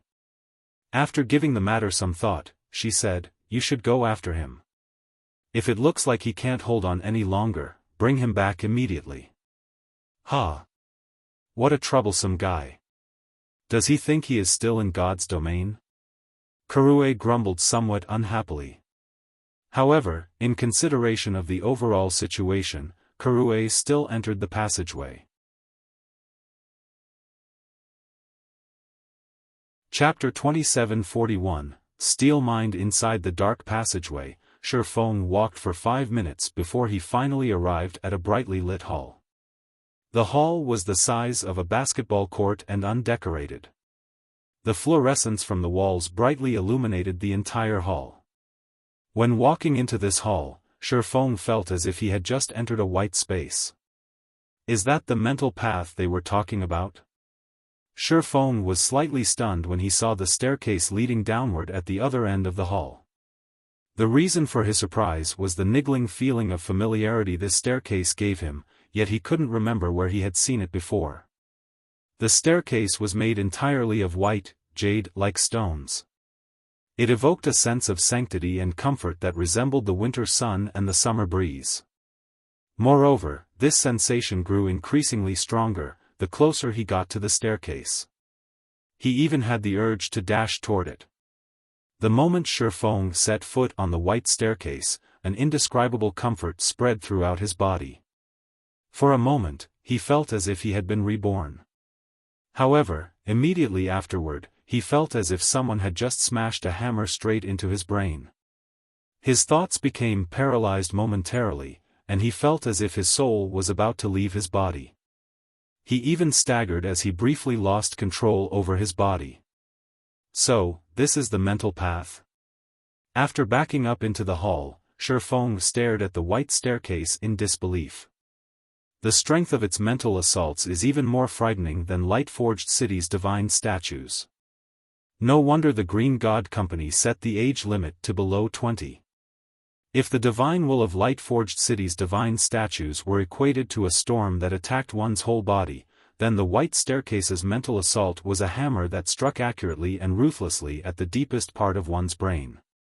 The penetrative power of the white staircase's mental assault was far above that of the divine will. During the time Feng was marveling at the staircase's mental assault, the Green God Company's newcomers had entered the hall one after another. That person is still here, as expected. Of course. Does he think the mental path is so easy to traverse? If it were that easy, there wouldn't only be 3 to 5 people gaining identification in the upper zone every year, but thousands instead. I wonder how far I can get this time. When the newcomers saw Feng standing idly before the mental path, they didn't find his reaction surprising at all. When they first set foot on the white staircase, they, too, had been shocked by its power. Moreover, the staircase's mental assault truly hurt. It hurt so badly that they couldn't even scream. If possible, they wouldn't want to experience such a feeling a second time. However, someone among the new arrivals this time might actually make it through, a 19-year-old girl in white clothes said. Looking at the white staircase, she sighed ruefully and continued, in comparison, this is my last chance. If I don't get through this time, I can only mingle in the city. You're talking about that special enrollment, right? A long-haired girl of similar age said as she looked at a 17-year-old boy with short hair nearby. How frustrating. The company recruited him just a few months ago, yet he can already participate in the assessment. The company's executives have a high opinion of him. It really makes you wonder if his head is made of stone. He actually shows no reaction to the mental assaults.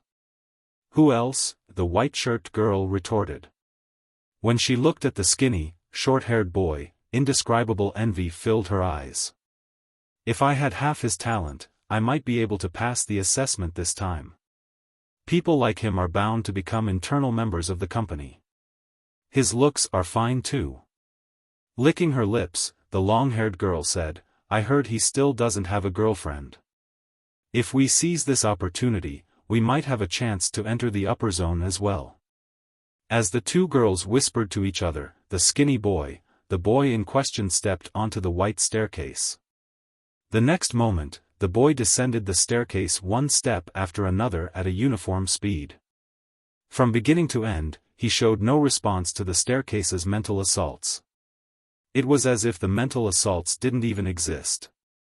The boy's calm performance immediately took the breaths of the newcomers inside the hall. No way. He really isn't reacting at all. Is his brain made of metal? When the lanky youth remained unfazed even after descending over 100 meters, both the newcomers in the hall and Feng couldn't help their surprise. With such a performance, his concentration standard should be at tier 4 already. Feng already had a clear grasp of the white staircase's mental assaults. If the mental assault he suffered were several times weaker, it would roughly match the divine statue's mental assault.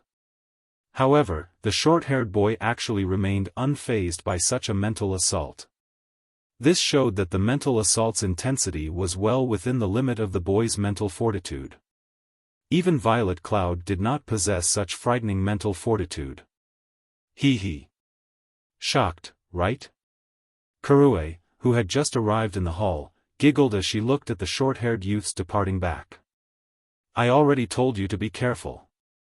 This mental path isn't as simple as you think it is.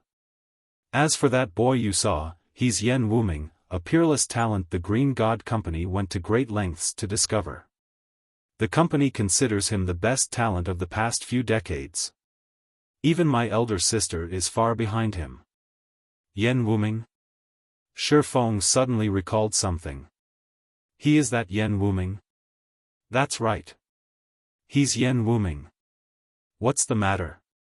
Kurue was confused as she looked at Feng's surprised expression. I see. So that's why his concentration standard is so high. Feng chuckled.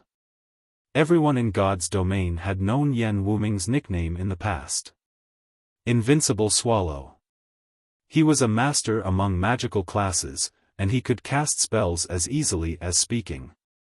He was an overlord of magic, and he had fought countless PvP battles without suffering defeat during his career in God's domain. Even the old monsters of the various super guilds couldn't last more than 3 exchanges against him. When Invincible Swallow was at his peak, only Tier 6 God-ranked experts, who were 1 tier above him, stood a chance against him. Only, the number of Tier 6 God-ranked experts in the game at that time could still be counted on the fingers of one hand. Moreover, all of them were incredibly elusive, and finding even one was a challenging task, let alone dueling one. Meanwhile, after Invincible Swallow reached Tier 6, he suddenly disappeared without a trace. Nobody knew the reason for his disappearance, either. Invincible Swallow's disappearance had caused a great commotion back then. Rumor had it that even the Green God Company had frantically searched for him. However, he remained missing. This is interesting. Feng never thought that he would actually meet the legendary Invincible Swallow here today. You're not thinking of challenging the mental path, are you? Kurue was stunned when she saw Feng's mood suddenly brightening. She had a strong suspicion that the mental path had driven Feng crazy. Challenge? Feng shook his head. I don't plan on challenging it. I just plan to take a look inside the upper zone. Is there a difference? Kurue was a little puzzled. If Feng didn't cross the mental path today, he shouldn't even think of entering the upper zone. Of course, there is. Taking a deep breath, Feng said, it means I don't intend to bear the mental assaults anymore. Kurue grew even more confused. Were mental assaults something one could avoid confronting just because one wished it? However, Feng did not make any additional explanations. He immediately stepped onto the white staircase. Previously, he had used a trick to absorb the divine will of the divine statues to improve his concentration. This time, he also planned to use a similar trick. Only, the white staircase's mental assault had also given him some new ideas.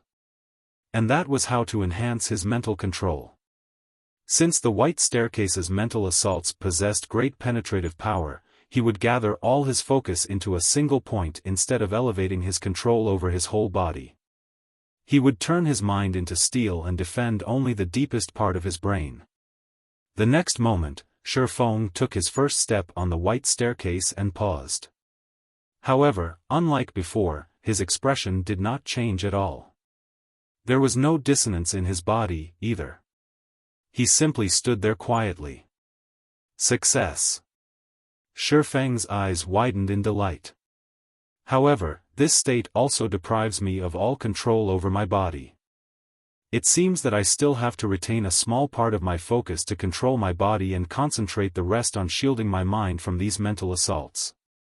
Afterward, Feng took another step forward. Clang! A faint jangle echoed in Feng's mind. However, not only did the hammer-like mental assault fail to shake the depths of his mind, but his body didn't even twitch in the slightest. It works, but adapting to this state isn't going to be easy. Feng couldn't help smiling bitterly at the heaviness of his body. This was his first time using only a small amount of mental power to control his body. Right now, he felt as if he was hovering between consciousness and unconsciousness. His body also felt incredibly ponderous. However, after taking several steps, Feng began to have a better grasp of this state. Read latest chapters at Wuxia World. EU. Meanwhile, from an outsider's perspective, Feng looked as if he was descending an ordinary staircase. He showed no reaction whatsoever to the white staircase's mental assaults. Moreover, his speed of descent was even increasing as time passed. In less than a minute, Feng overtook Yan Wuming. The distance between the two even kept growing afterward. How is this possible? Kurue's eyes nearly fell out of their sockets when she saw Feng practically flying down the staircase. Is he immune to the mental assaults, similar to how Yan Wuming is?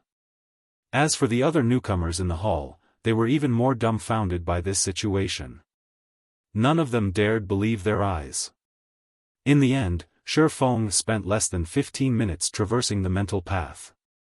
When he reached the goal, melodious bells rang and echoed throughout the upper zone. Chapter 2742, Grade 1 Authority Upper Zone. Outside the mental path, upon hearing the peal of melodious bells, both Luo Hanbing and Muxin revealed surprised looks on their faces. It's been less than 20 minutes since they went inside, yet someone's already passed the assessment. Muxin's surprise at the sound of the bell was inevitable. The mental path was an incredibly important aspect of the upper zone. Whenever someone successfully passed the activated mental path, bells would be rung to notify everyone in the upper zone of the achievement. The mental path's bell's peal proved that someone had cleared it already. However, the speed at which they cleared it was simply unbelievable. Usually, it would take a person over 30 minutes to traverse the mental path. After all, the staircase's length wasn't exactly short. Even a person walking at a normal pace would take 30 minutes to descend it. Not to mention, every step a person took on the mental path would trigger an intense mental assault. Good. Good. A clear time of less than 20 minutes. It seems the higher-ups were right about that kid. He really is a monster. Luo Hanbing grinned in satisfaction. The price I paid to become the guide for this assessment was truly worth it. As the invigilator for the assessment, the more excellent the newcomers that appeared under his watch, the higher his evaluation with the higher-ups. Moreover, as the guide for the assessment qualifiers, he would have a much easier time recruiting the qualified newcomers. If he could rope a peerless genius like Yan Wuming to his side, his status in Yuantian City's upper zone would also rise. Meanwhile, Muxin, who similarly realized this matter, revealed an ugly expression on her face. If Luo Hanbing enlisted a mental monster like Yan Wuming to his side, his status in the upper zone would most likely surpass Hong Xinyuan's. After a few more minutes went by, the mental path's bells rang once more. Another person passed? Muxin was stunned when she heard the bells. Simultaneously, her complexion darkened even further. The bells of Yuantian City's upper zone rang only a handful of times each year. Yet, the bells had rung twice today. This was a situation that didn't occur even once in a decade. Yet, Luo Hanbing had actually chanced upon this day. Ha ha ha. Amazing. The newcomers this time are truly amazing. Luo Hanbing burst into laughter. He then glanced at Muxin and said, Muxin, you're one of the famous geniuses in Yuantian City's upper zone. You won't have a future if you keep following old Hong. How about you join me? You might even raise your mental strength by a rank in the next 1 or 2 years if you join me. At that time, your authority in the upper zone will also be elevated to grade 1. Thank you for your offer, Supervisor Luo, but I'm doing very well following Uncle Hong. I believe it won't be long before I raise my authority to grade 1. Muxin rejected Luo Hanbing's offer without hesitation. Luo Hanbing was not at all surprised by Muxin's refusal. He said nonchalantly, once behind, always behind. I hope you don't regret your decision today. What the upper zone prioritized the most was a person's mental strength. In fact, mental strength determined a person's status in the upper zone. The stronger one's mental strength, the greater the authority one would enjoy in the upper zone, hence the more the resources one could obtain. However, developing one's mental state was incredibly difficult. Moreover, the older one became, the slower one's growth would be. Take Muxin, for example. She had cleared the mental path at the age of 15. Back then, she was judged to possess advanced mental strength. However, as she wasn't an internal member of the Green God Company, she was only granted grade 2 authority, which was one level lower than that of internal members with the same mental strength standard. Back then, the other individuals unaffiliated with the Green God Company who had passed the mental path had been granted only grade 3 authority. Unfortunately, even after so many years, Muxin's mental strength had not improved by much. As a result, she remained at grade 2 authority even today. However, if Muxin could improve herself and reach grade 1 authority, her status in the upper zone would undergo a qualitative transformation. Fewer than 200 people held grade 1 authority in Yuantian City's upper zone. Even Luo Hanbing, a supervisor in the upper zone, only held advanced rank authority, one rank higher than grade 1 authority. After that exchange, Luo Hanbing stopped speaking to Muxin. In Luo Hanbing's opinion, Muxin was basically deadwood. With Hong Xinyuan's meager resources, let alone raising Muxin's mental strength standard, even helping Kurue, Muxin's little sister, to the grade 2 standard would be challenging. Following which, time passed quickly. Why haven't they returned yet? Did something happen to Kurue? Muxin looked at the time nervously. While Kurue wasn't immune to the mental path's effects, with her past experiences, she shouldn't have any problem dealing with the mental assaults anymore. The pain inflicted by the mental assaults should be well within her range of tolerance. It's been almost an hour now, yet they still haven't come out. They must have met with an accident, Luo Hanbing said as he glanced at his watch. Sneering, he continued, I warned him that he'd get hospitalized if he wasn't careful. Youngsters nowadays really don't know how to listen to advice. It's a pity, but they'll have to stay in there for a few hours. Did something really happen? Muxin's complexion turned pallid. The mental path's activation and deactivation processes were very tedious. Even someone with special privileges would need 2 or 3 hours to power it down. If Feng and Kurue collapsed and remained in the mental path for such a long period, they would be fortunate to get away with just 1 month of hospitalization. If their condition was serious, they might end up with their future progress cut short. Just when a wave of panic overwhelmed Muxin, the quantum watch on her wrist suddenly rang, notifying her of a call.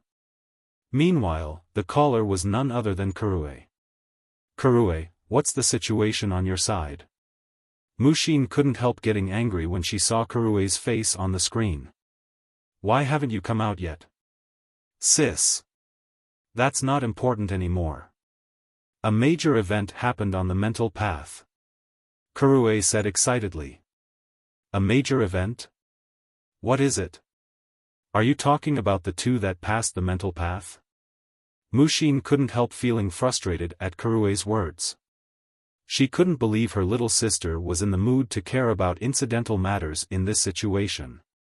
Yes, Feng actually passed the mental path. Kurue said, her eyes filled with excitement. Everyone in the hall got a shock. Afterward, I had to hurry through to get to the communication area. I'm dead tired after that trip. Feng, passed the mental path? Muxin suddenly felt that her brain was somewhat lacking in processing power. Feng was undoubtedly over 20. Meanwhile, in the history of Yuan-Tian City's upper zone, no one past the age of 20 and under the age of 25 had ever managed to conquer the mental path. Emichim. I knew you wouldn't believe me. Here, take a look for yourself. He's here with me, Kurue said as she adjusted the camera angle to capture Feng, as well as Yen Wuming, who was glaring at Feng with eyes brimming with fighting spirit. Bye-bye. We're going to enter the upper zone now. After Kurue finished speaking, she promptly disconnected the call, leaving her elder sister in a daze. Impossible. Luo Hanbing was dumbfounded when he overheard Muxin and Kurue's conversation. That kid is already over 20. How can he possibly get through the mental path? No sooner had Luo Hanbing thought this than a notice popped up on his quantum watch. The next moment, his quantum watch projected a holographic table containing the data of the mental path's qualifiers this time. First, Feng clear time, 13 minutes 41 seconds age, under 25 years old affiliation, non-member mental strength appraisal, special grade upper zone authority, grade 1 second, Yen Wuming clear time, 18 minutes 33 seconds age, under 20 years old affiliation, internal member mental strength appraisal, advanced grade upper zone authority, grade 1 special grade. Muxin was dumbfounded when she saw the tabulated data. Although Feng's performance in God's domain was indeed astonishing, she never imagined his mental strength would be equally astonishing special grade. This was a mental strength she was striving to attain. However, no matter how much effort she put in, she remained far from reaching this standard. At some point, she had even begun losing hope of further progress. Damn it! How could this be? Luo Hanbing's face turned ashen when he saw the results. He had inadvertently offended a monster. Moreover, Feng evidently had deep ties with Hong Xinyuan. Meanwhile, inside the mental path's innermost section, Feng and the others were riding a platform descending deep into the ground. The gravity here is getting stronger? Feng discovered that as he got deeper into the tunnel, the gravity his body experienced intensified. In less than 10 minutes riding the platform, the gravity he experienced had already doubled. After the moving platform exited the tunnel, Feng was immediately dumbfounded. However, his surprise wasn't just because the gravity here was 3 times stronger than that of the outside world. Instead, it was because there was actually a levitating mountain beyond the tunnel. This mountain's radius exceeded 10 kilometers, and there were several levitating escalators leading up to this mountain. Read latest chapters at Wuxia World. Many tall buildings stood on this levitating mountain. Clouds and mist shrouded its peak, preventing anyone from catching a clear glimpse of it. Overall, the mountain looked like a paradise on Earth. Well? Stunned, right? The shocked expression on Feng's face delighted Kurue. Anyone visiting the upper zone for the first time would never think that the upper zone would be underground, much less there being such an unimaginably huge space deep underground. Indeed, it is incredible, Feng admitted. He had never heard of or seen such a unique space before. It was no wonder those who knew of the upper zone specifics would be so desperate to live here. Just breathing the air here gave him a refreshing feeling. If he could reside here long-term, achieving longevity indeed wouldn't be a dream. When Kurue saw that the moving platform had stopped at the foot of the mountain, she promptly opened the platform's gate and stepped off the platform. However, when she saw that Feng remained standing idly on the platform, she urged him excitedly, "Quick! You have grade 1 authority now. Let's go to the registration office and take a look. There might be some good rewards waiting for you." Chapter 2743, Astonishing Upper Zone. Feng was curious about the upper zone. Hence, he did not hesitate to respond to Kurue's urging. However, just as he was about to step off the platform, a voice came from behind him. "Wait a minute. The owner of this voice was none other than the short-haired youth, Yen Wuming. "What do you want?" Feng asked, puzzled. Feng was relatively curious about Yen Wuming's existence, as well. In the past, Yen Wuming had been a high and mighty existence in God's domain, like a god of war that overlooked all life. Yet, now, he was only a young boy, a boy whose eyes blazed with intense fighting spirit as he looked at Feng. "What's your name?" Yen Wuming asked. Feng responded curtly. Feng? I'll remember that. Yen Wuming silently repeated Feng's name in his mind several times. He then looked at Feng and said earnestly, "Although I lost to you in the mental strength competition today, I will quickly reach the special grade standard. I will challenge you again at that time." "Challenge me?" Feng chuckled. He then shook his head and said, "I'm afraid I don't have that kind of time. I'm a busy person." Feng did not lie to the boy. He had to not only resolve Gentle Snow and Aqua Rose's problem but also attend to plenty of guild affairs as well as quests awaiting completion. Previously, he had still lacked strength. However, now that he had reached Tier 4, there were many problems he could begin tackling. Hence, he did not have time for Yen Wuming's challenge. "This isn't up to you." Yen Wuming ignored Feng's thoughts. In a sonorous and forceful tone, he said, "One of my goals is to be number 1 in Yuantian City's upper zone, and you're my first obstacle. Only after defeating you can I get closer to my goal. It seems you like challenges." Feng wasn't particularly surprised at Yen Wuming's declaration. After giving the matter some thought, he said, "How about this? I'll give you one chance to challenge me. So long as you meet my condition, you can challenge me at any time. What do you think?" "Say it," Yen Wuming said confidently. "Do you play God's domain?" Feng asked. "I've been playing it for some time now." Looking at Feng strangely, Yen Wuming asked, "Are you telling me to defeat you in God's domain?" Kurue, who stood nearby, heard Yen Wuming's words and couldn't help snickering. "You must be confident in yourself, huh? Do you even know who he is? You want to defeat him in God's domain?" Kurue scoffed at Yen Wuming. "No matter who he is, I will win." Yen Wuming did not waver in the slightest. Although he started having some doubts about Feng's identity, these were all trivial matters. What was most important to him was defeating Feng. "No, you misunderstand." Feng chuckled. "I'm not requiring you to defeat me in God's domain. You just need to beat a friend of mine." "Sure." Yen Wuming nodded. "Tell me their name. Once I reach Tier 3, I'll beat that friend of yours in no time. Then, I'll come to challenge you. Her name in God's domain is Violet Cloud." Feng inwardly breathed out a sigh of relief when he heard Yen Wuming agree to his suggestion. "You can head to Silverwing City to look for her. So long as you defeat her, I'll accept your challenge." Since a talent like Yen Wuming had come knocking on his door, Feng naturally wouldn't let this opportunity slip by. If he could rope Invincible Swallow into Zero Wing, it would be akin to adding wings to a tiger. The overall strength of the guild's top combatants would soar. "No problem. I'll seek her out afterward." Yen Wuming responded without hesitation, his expression still as confident as before.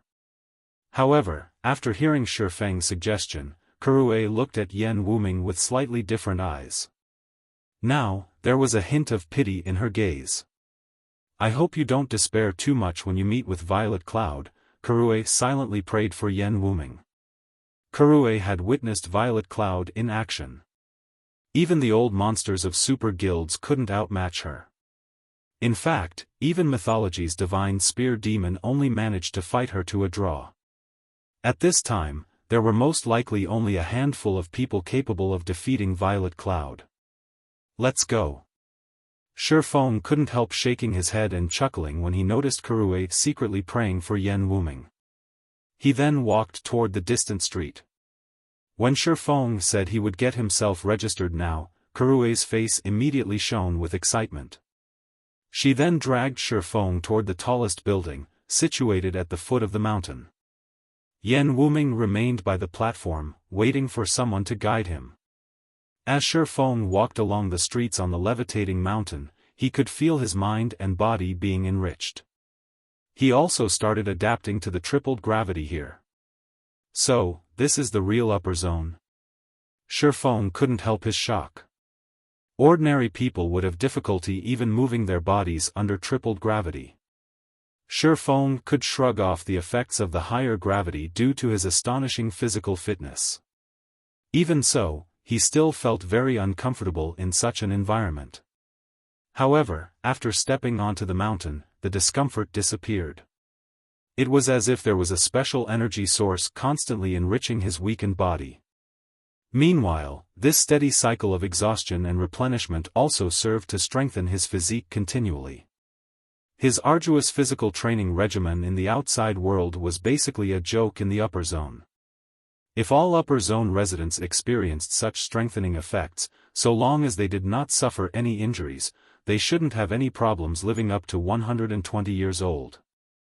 Do you now understand how different the upper zone is from the world you know? Kurue asked, smiling.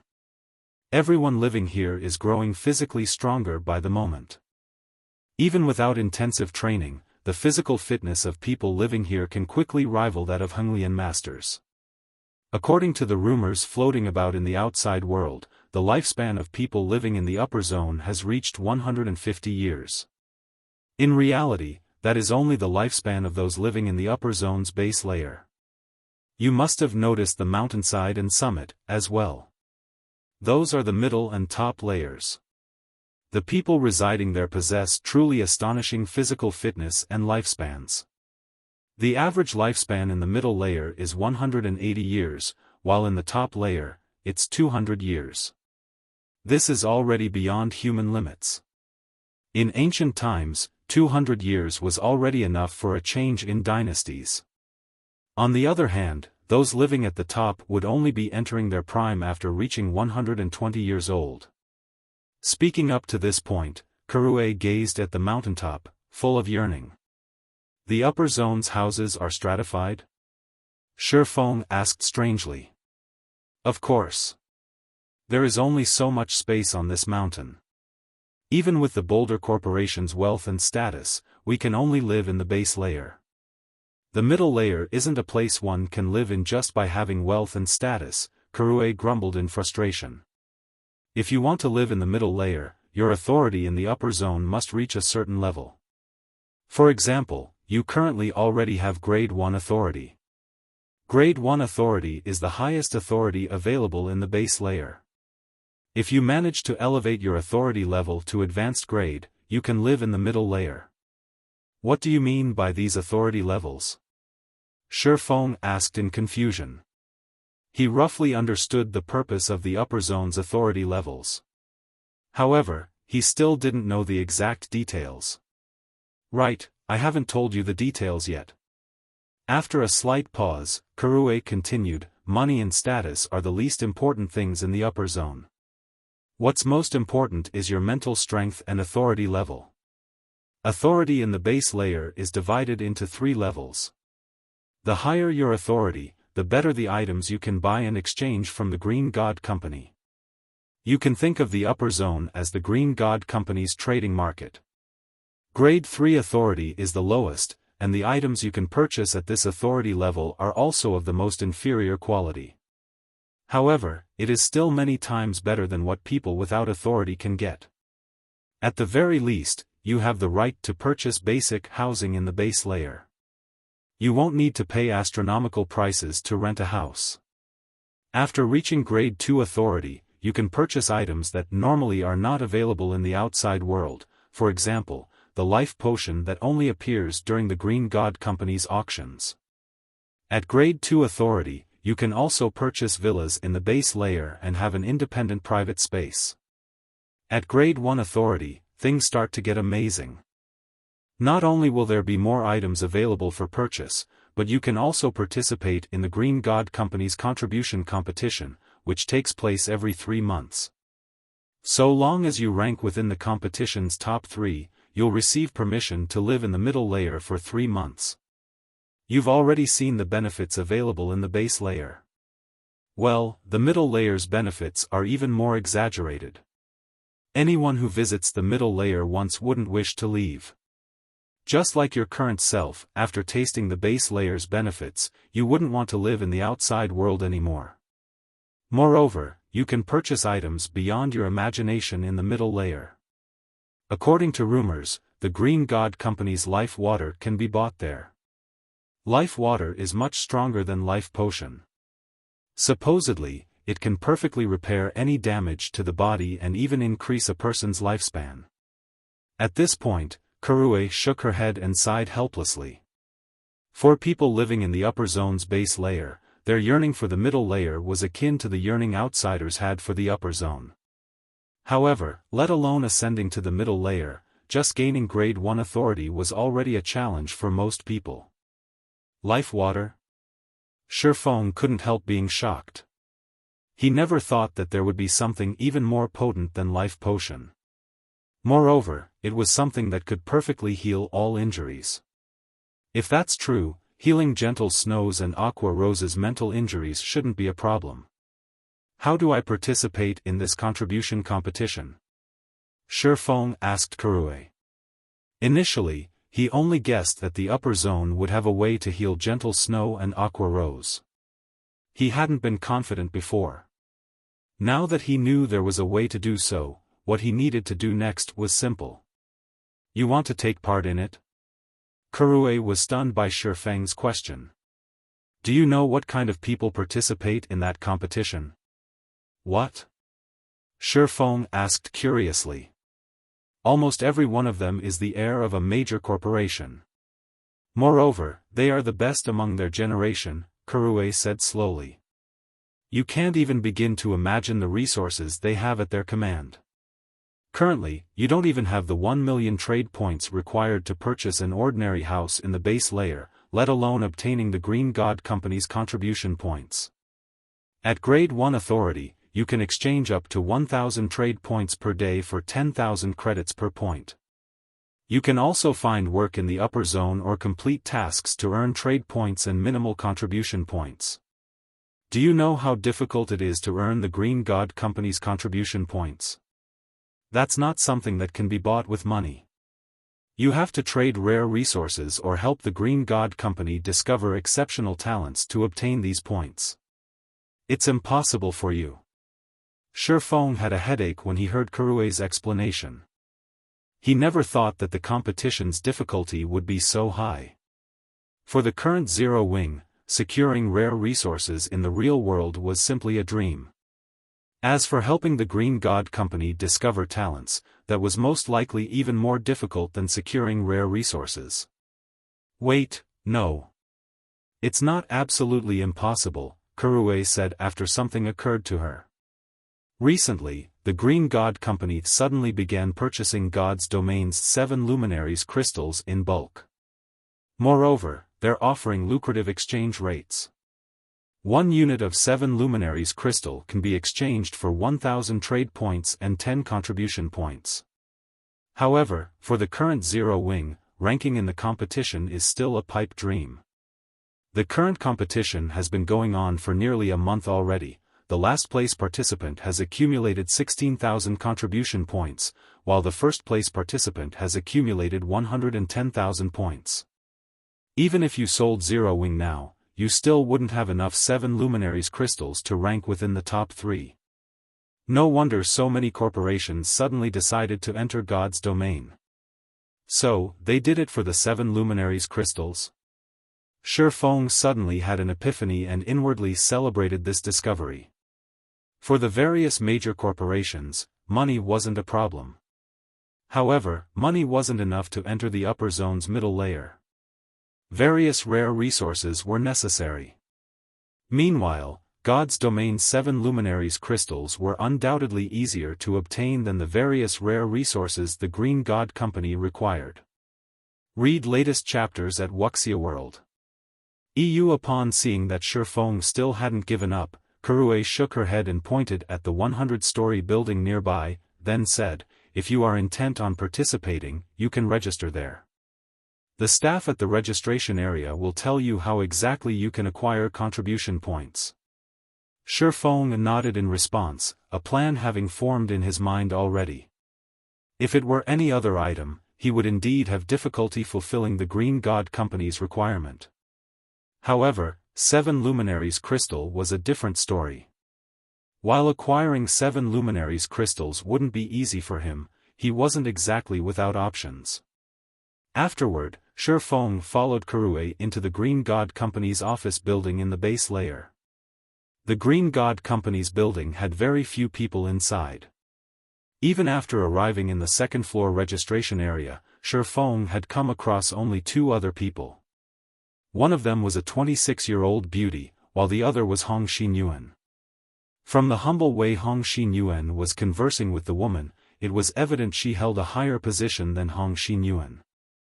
Hong Xinyuan's eyes even carried a hint of respect as he looked at her. "Kurue, you're finally here." Hong Xinyuan breathed out a sigh of relief when he saw Kurue and Feng enter the registration area. He then asked strangely, "Where's Mushin? Didn't she come with you?"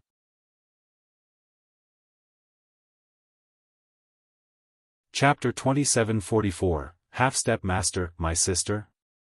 Kurue smiled at Hong Xinyuan's question, then answered joyfully, "I'm afraid she won't be able to enter today.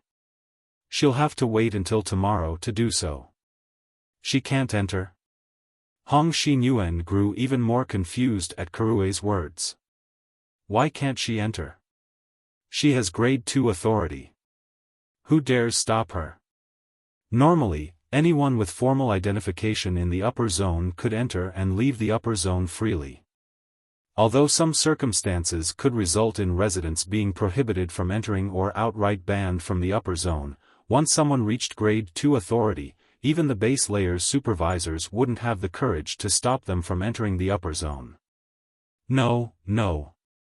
Nobody stopped her." Kurue shook her head, then giggled and said, "It's just that the mental path is activated today." "The mental path?" Realization dawned upon Hong Xinyuan. However, he quickly noticed a problem. He then turned to Feng and asked, "How did you come in, then?" "He must have cleared the mental path, right?" the woman seated beside Hong Xinyuan said leisurely as she glanced at Feng. "He cleared the mental path? How is this possible?" Hong Xinyuan stared at Feng in disbelief.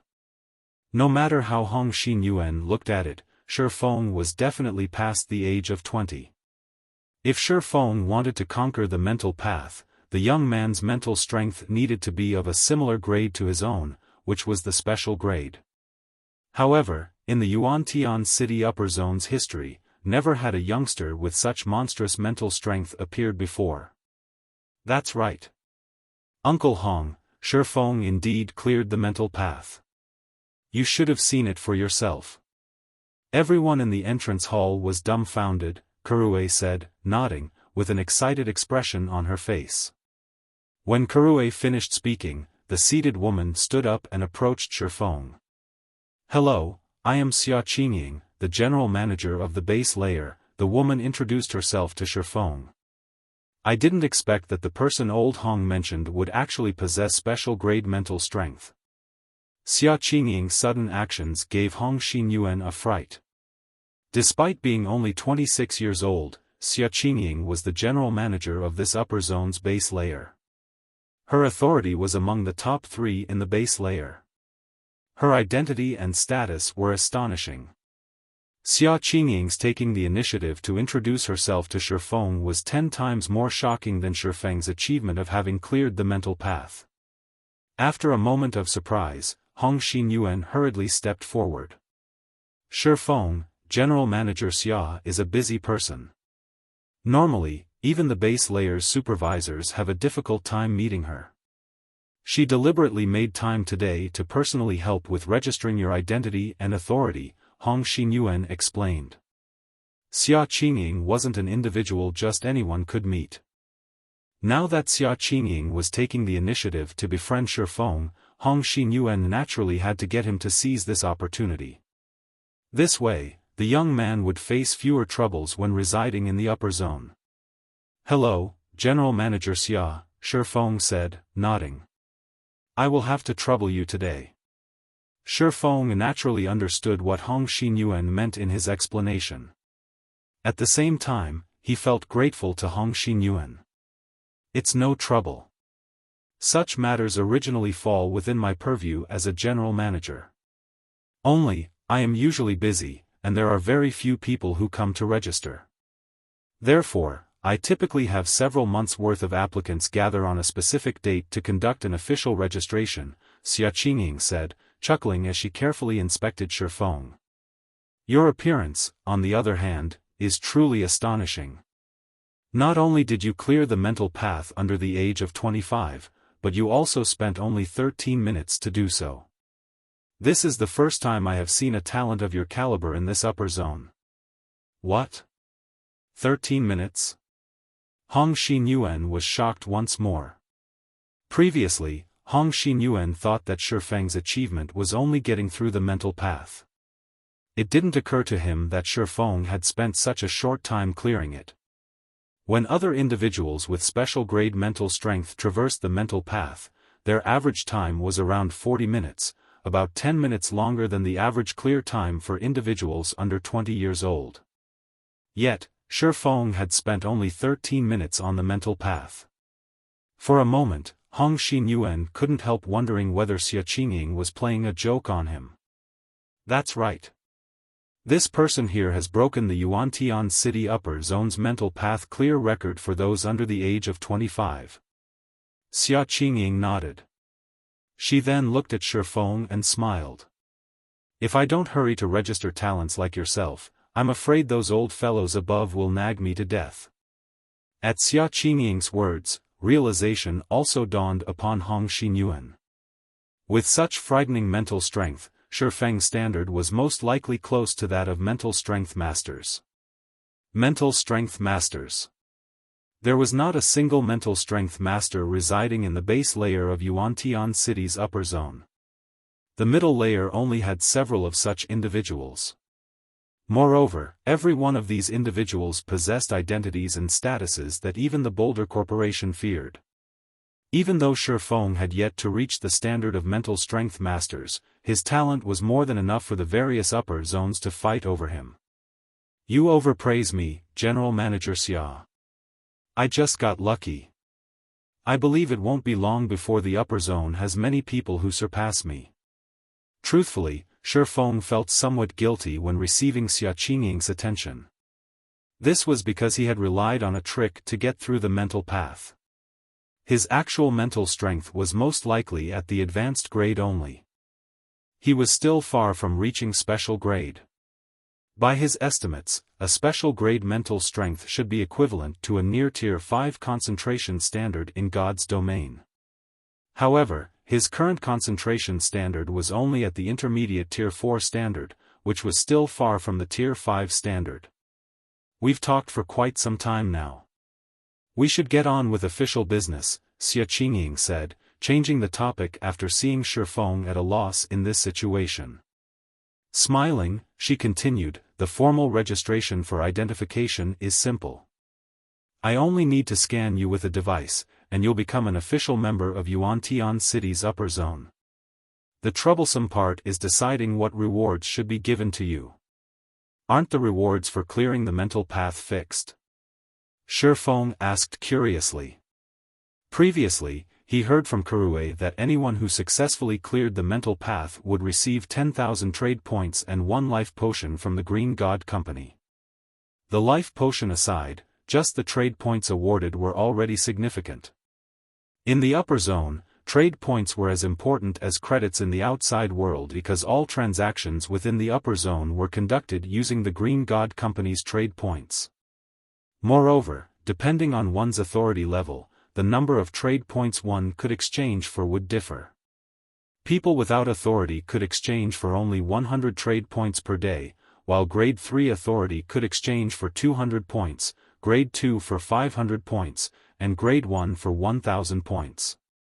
Hence, while one trade point was equivalent to 10,000 credits in the upper zone, 10,000 credits were not necessarily equivalent to one trade point. There were some people who could make a fortune just by reselling their trade points. However, those who would actually do this were generally crazy, and the various corporations operating in the upper zone were more than happy to see such fools. After all, a standard meal prepared by the Green God Company already cost 30 trade points. People without authority could have only 3 standard meals per day. That was equivalent to 300,000 credits per meal. Just hearing about this made Xiaofan think that the upper zone was really a different world from the world he lived in. Although his physique had improved significantly and he now required higher quality food to support his body, 300,000 credits could still buy him several months' worth of food. However, in the upper zone, he could only get one meal for such a sum. Meanwhile, this was only board. There were also many training facilities in the base layer for rapidly improving physical fitness and even facilities that helped improve mental strength. All these facilities cost trade points to use.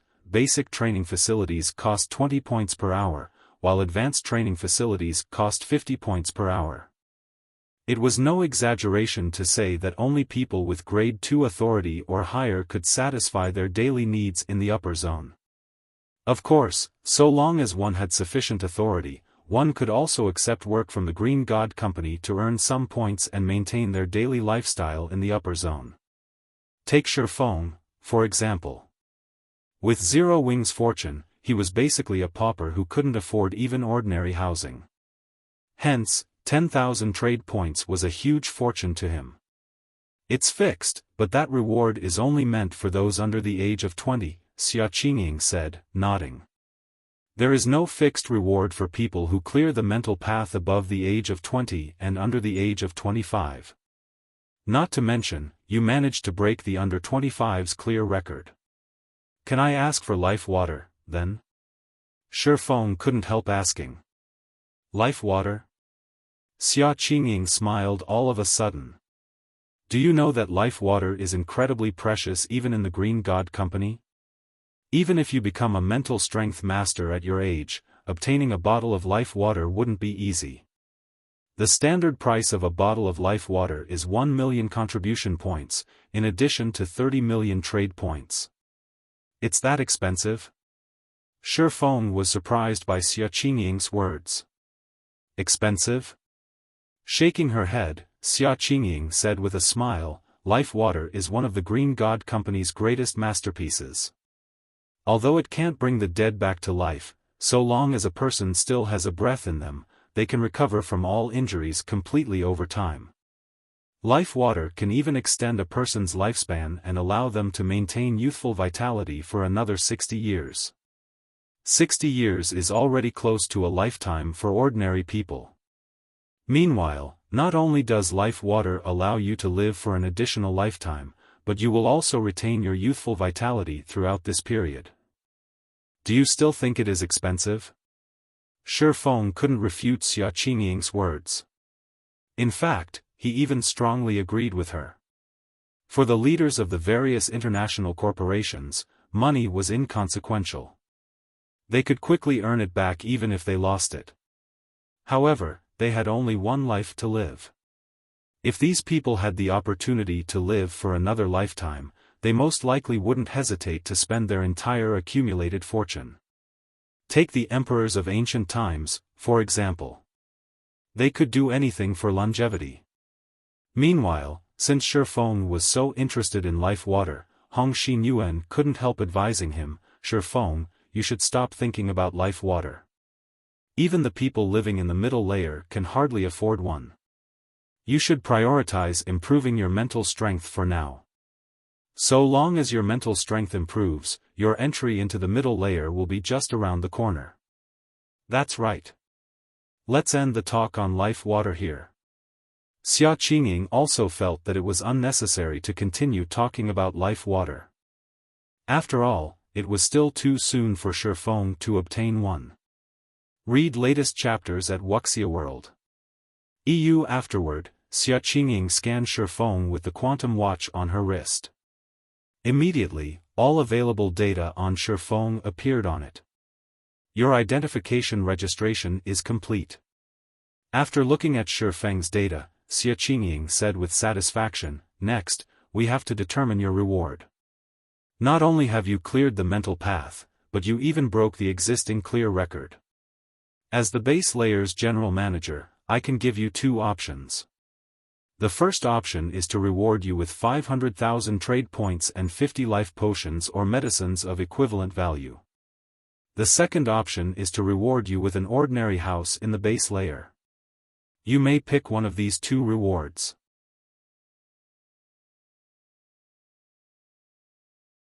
Chapter 2745, Different World. The rewards are so excellent?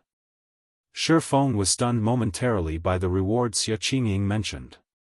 He couldn't believe that just by clearing the mental path above the age of 20, he would get 50 times the reward of everyone else. They're not particularly excellent. However, they're the best rewards I can give you within my authority. If you were one of the Green God Company's internal members, you would receive a much more generous reward. In fact, your authority level would even be elevated to the advanced grade directly, Xia Qingying said. She then smiled and asked, "May I know if you are interested in joining our company?" "Thank you for your offer, General Manager Xia, but I am used to operating freely. I really don't wish to be restrained." Joining the Green God Company might be the dream of many people, but he knew that the Green God Company had many restrictions. This was also the reason Mushin and Kurue did not join the company but retained their connection with the Boulder Corporation instead. What a pity, Xia Qingying sighed when she heard Feng's answer. If a talent like Feng joined the Green God Company, he would have climbed to a position not lower than hers in the upper zone. After all, mental strength masters were incredibly valuable to the upper zone. The Green God Company paid astronomical prices to cultivate mental strength masters. However, even now, the company hadn't managed to cultivate many. Feng, this is a good opportunity for you. If you get 50 bottles of phantom potions, which is of equivalent value to life potions, you might be able to elevate your mental strength to the next level, Kurue said, her eyes glowing with excitement when she heard Xia Qingying's offer. Although life potion was something that could be exchanged and each bottle cost only 5,000 points, there was a limit on the number of bottles a person could exchange. People without authority could exchange for only 1 bottle per year, while Grade 3 authority could exchange for 2 bottles per year, and Grade 2 authority for 5 bottles per year. If one wanted to purchase more, they would have to buy them at a much more exorbitant price from other people. Meanwhile, the Phantom Potion was an incredibly magical drug the Green God Company developed that could sharpen and improve one's mental strength.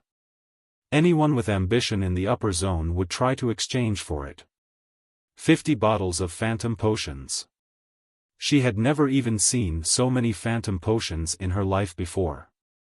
With that many Phantom Potions, she could definitely achieve a breakthrough within a year and elevate her authority to Grade 2.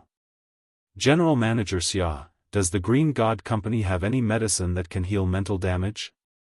Feng asked as he looked at Xia Qingying. Currently, life water was definitely out of his reach.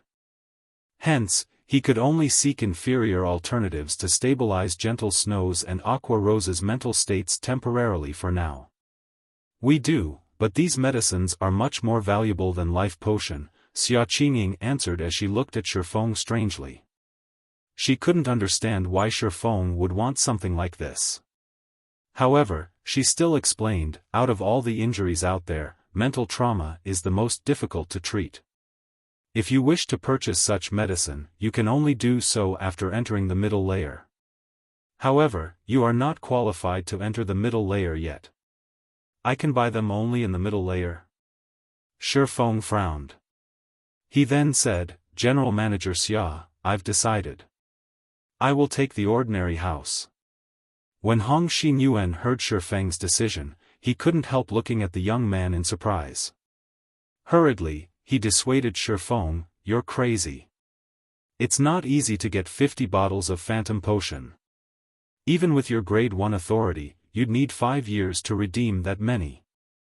The Green God Company has a completely different evaluation for those who reach advanced grade authority before and after the age of 25.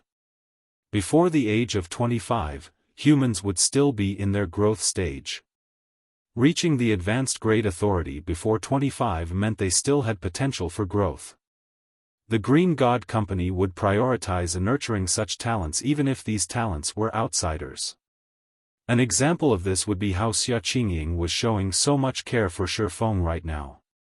However, if Feng was already over 25 years old by the time he reached the advanced grade authority, the Green God Company's evaluation of him would plummet. Before Hong Xinyuan could continue trying to dissuade Feng, Xiaofan suddenly extended a hand to stop the older man. She then looked at Feng with a strange gaze. It seems you are adamant on restoring mental trauma. You actually gave up the possibility to improve yourself rapidly within a short period and settled for a house that can just barely maintain and heal a person's mental state, Xiaofan said, seemingly having seen through Feng's intentions. She then smiled lightly and continued, "Okay, since this is your decision, I won't meddle with it. However, I should still give you a reminder. The upper zone isn't as simple as you think it is. Life here is not easy. If you wish to help someone, the fastest way to do so would be to raise your own authority. Anything else is just futile effort." "I understand. Thank you for the reminder, General Manager Xia," Feng replied gratefully. "Also, I wish to participate in the contribution competition. Can I register for it now?" An individual of Xiaofan's status probably wouldn't pay people like himself a second glance under normal circumstances. She had gone out of her way to help him this time only because she admired the excellent potential he had shown. However, Feng understood himself very clearly. In reality, he was still far from the standard of a mental strength master. Even with the phantom potion's help, he could, at best, elevate his mental strength to the special grade. In his situation, such an achievement would be of no help whatsoever. Rather than doing something meaningless, he would rather stabilize Gentle Snow's and Aqua Rose's conditions by relying on the upper zone's environment. After all, from what he heard from Karue, people who entered the upper zone without gaining any authority would have to struggle to survive in the upper zone unless someone provided them with accommodation. However, obtaining a residence in the upper zone was easier said than done. Even an ordinary housing unit cost 1 million trade points. 1 million trade points. That was equivalent to 10 billion credits in the outside world. Moreover, even if he had that kind of money, it would still take him a very long time to exchange for 1 million trade points. Most importantly, every housing unit had a limited occupancy. An ordinary housing unit could accommodate 5 people at most, whereas the independent villas could have up to 20. For the various major corporations, let alone 20 slots, even 100 slots wouldn't be enough. After all, who didn't have close friends? Who didn't have sons and daughters? Who wouldn't wish to live in the upper zone forever? Hence, he would be dreaming if he thought he could borrow other people's houses. It might be fine if he were alone, but if he wanted to help other people, he would need an ordinary housing unit of his own. The contribution competition? It seems you're more extraordinary than I thought. In that case, I have nothing more to say, Xiaofan said, nodding. She then transferred a message from her quantum watch to Feng's and said, "This housing unit in the 6th Southern District will be yours from now on." Feng was overjoyed when he saw the information displayed on his quantum watch. Although it was called an ordinary house, its floor area was still more than 200 square meters, definitely enough for 5 people to live comfortably. "I have registered you for the contribution competition. However, I'm afraid the likelihood of you catching up with the other participants is low, especially if you are aiming for the top 3. Every one of the top 3 participants has more than 100,000 points already. I heard they have the backing of God's domain super guilds. It's impossible for you to catch up to them now," Xiaofan said as she looked at Feng. However, you can try competing for the top 20 positions. Our company plans to offer the top 20 winners the right to purchase 3 items from the middle layer. You can give it a try at that time. Feng was slightly surprised by Xia Qingying's words. Hurriedly, he thanked her. Thank you, General Manager Xia. Afterward, Xia Qingying spoke a few words with Hong Xinyuan before departing the building. From her haste, it was evident she was truly busy. Meanwhile, Kurue was greatly angered and frustrated by Feng's decision. She never thought that Feng would give up on such an excellent opportunity to improve himself. Even Hong Xinyuan shook his head over Feng's decision. After instructing Kurue to guide Feng, he also gave Feng a few reminders. However, unlike Kurue and Hong Xinyuan, Feng felt very happy with his current situation. This was because he had reaped a massive harvest from his visit to the upper zone this time. He had also finally understood the importance of 7 luminaries crystals and found a way to heal gentle snow and aqua rose. He had even found a way to help outsiders into the upper zone. Once his authority reached the advanced grade and he entered the upper zone's middle layer, he could spend 100,000 contribution points to exchange for 1 upper zone reserve slot. While he could exchange for only 3 slots per year with this method, this was still good news for him. After all, his goal wasn't simply to live in the upper zone by himself. As the sun set, Kurue brought Feng to his residence in the 6th Southern District and left without saying a word, evidently unhappy with Feng's decision. This left Feng standing alone in front of the residential building's entrance. Isn't this house a little too amazing? Feng was stunned when he entered Unit 02 on the 35th floor. Not only was the housing unit fully equipped with smart facilities, but it even boasted a comprehensive array of exercise equipment. After entering the house, Feng also felt much more comfortable than before, as if his whole body was soaked in a nutrient solution, and he could continuously improve his physical fitness even without doing any training.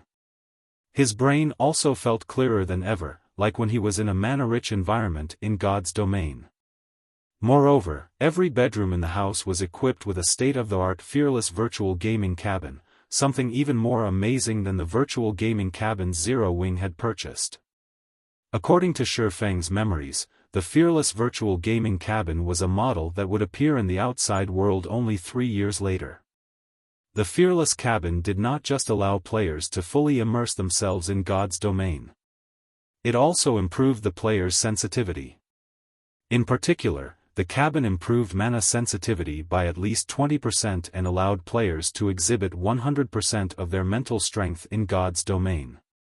Back when the fearless cabins were first released to the public, the various corporations had fought over them frantically. Each unit had sold for at least 100 million credits. Moreover, the fearless cabins were always in short supply. Even 10 years after God's domain's launch, first-rate guilds could only afford to supply their executives with fearless cabins. The situation of second-rate guilds had been even worse. Even a guild leader like Feng did not get to use a fearless cabin. I never dreamed I would have the opportunity to experience the fearless cabin in this life. Feng was deeply moved by this situation. At this moment, he finally understood why people who entered the upper zone would be unwilling to leave it. The various environmental benefits aside, just the technology one could enjoy here was leaps and bounds ahead of the outside world's technology. Read latest chapters at Wuxia World. A 20% increase to mana sensitivity. Even ordinary Tier 3 experts would experience a huge boost in combat power if they received such an improvement, what more peak experts and apex experts? The increase in mana sensitivity would also help players tackle their future promotions. After all, mana was the foundation of everything in God's domain. The more one understood about the operation and control of mana, the stronger one would become. It seems I should have gentle snow and aqua rose come over as soon as possible. These fearless cabins alone could increase their chances of reaching Tier 4 by at least 10%. As Feng looked at the pitch-black gaming cabin that was the size of a double bed, many thoughts and plans ran through his mind. After he gained a rough understanding of the house's functionality, he hopped into his fearless cabin without hesitation, intending to experience the effects of this legendary gaming cabin properly. Not to mention, it wouldn't be easy for him to return to Zero Wing's headquarters at this time. Once the cabin linked with God's domain's main god system, Feng muttered in his heart, "Log in."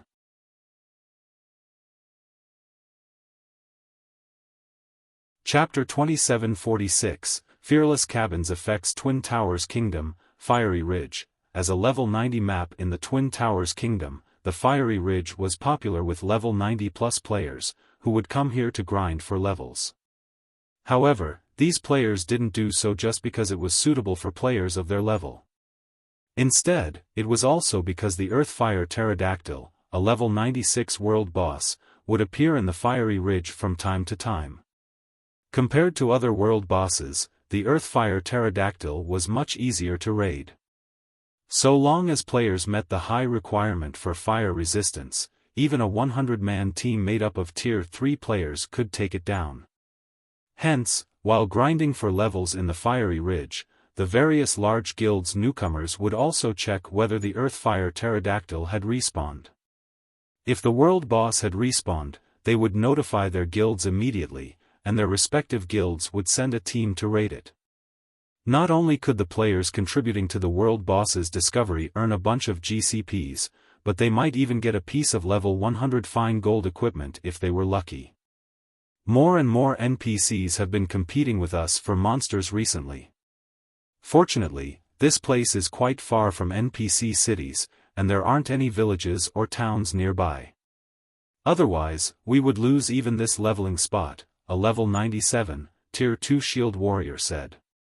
As he looked at the corpses of a dozen level 95 chieftains and one level 96 lord before him, he couldn't help sighing ruefully.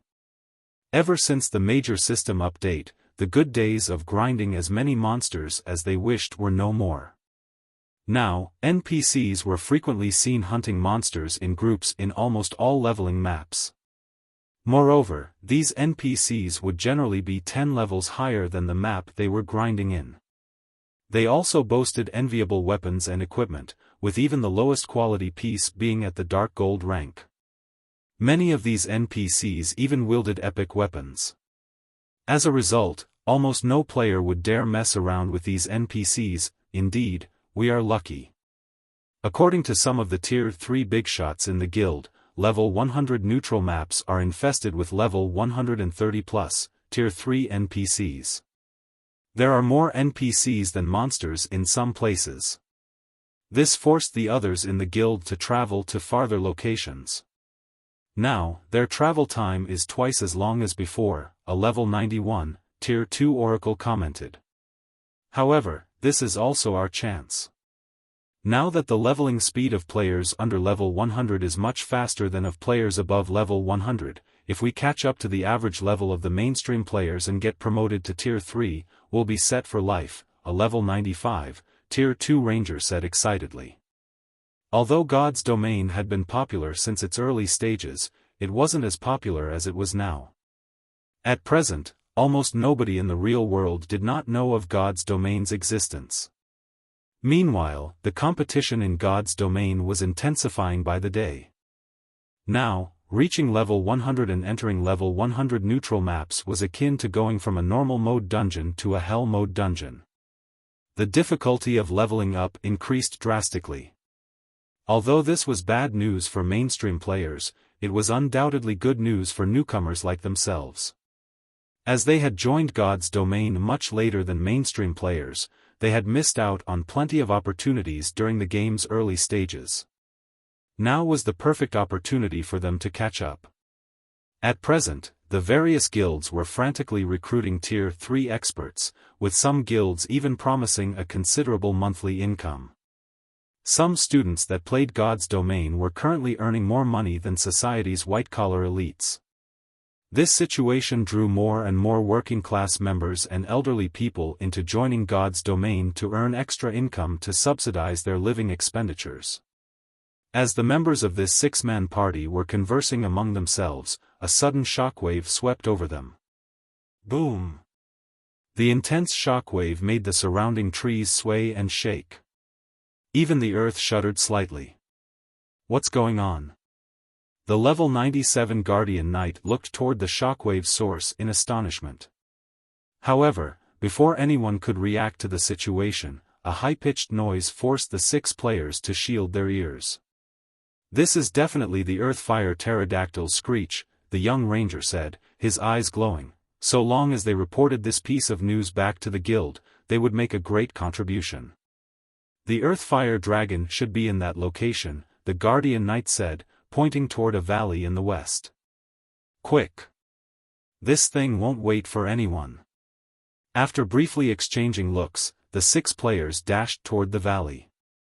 Although they didn't know who angered the Earthfire Pterodactyl, all they needed to do now was locate the world boss and wait for the guild to send a Tier 3 team to raid it. As for the possibility of other guilds discovering the Earthfire Pterodactyl first, that did not matter. After all, the level 96 world boss wasn't such a pushover that Tier 2 players could take it down, especially after monsters in God's domain gained a semblance of sentience. Now, smarter monsters would even flee for their lives when the situation looked bad for them. The process of chasing these monsters down would be incredibly troublesome and time-consuming. This would give their guild's Tier 3 team more than enough time to arrive. The Earthfire Pterodactyl's screech attracted player teams to its location in the dozens. All of these teams reported the world boss's appearance to their respective guilds, and they were all adamant in securing the Earthfire Pterodactyl's kill. After all, as a world boss, the Earthfire Pterodactyl's loot was extraordinarily good. It would drop not only inferior legendary materials but even epic weapons and equipment that could be used up to level 120. If one were lucky, one could even get fragmented legendary items. Less than a minute after these dozens of teams began running, they arrived before the valley where the pterodactyl was. However, when these teams saw the Earthfire Pterodactyl, they gasped involuntarily. The world boss before them right now was completely different from the Earthfire Pterodactyls they had seen before. Why is this Earthfire Pterodactyl so big? Why does it have 9 HP bars? A 50-meter-tall pterodactyl was hovering inside the valley. The pterodactyl's body burned with ethereal flames, and its flapping wings generated powerful gales that shredded the surrounding terrain.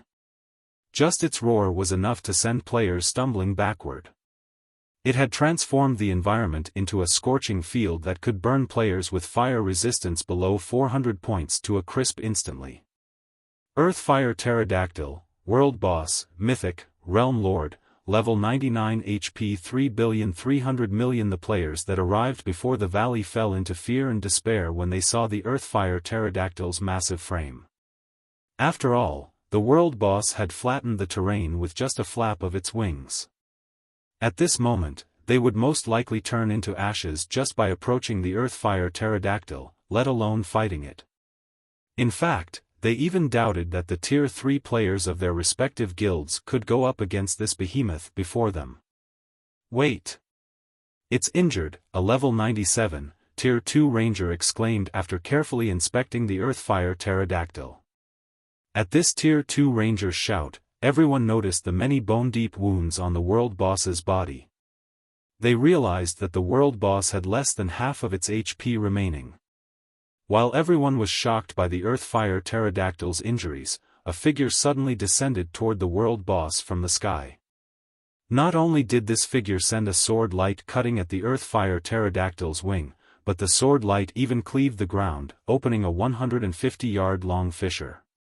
Immediately afterward, a mind-blowing number appeared above the world boss's head. -5,157,624. Over 5 million damage in one attack? Is he an NPC? No. Although we can't see his information, that person has a player icon above his head. He should be a player. How is this possible? How can a player be so strong? Is he trying to solo the Earthfire Pterodactyl?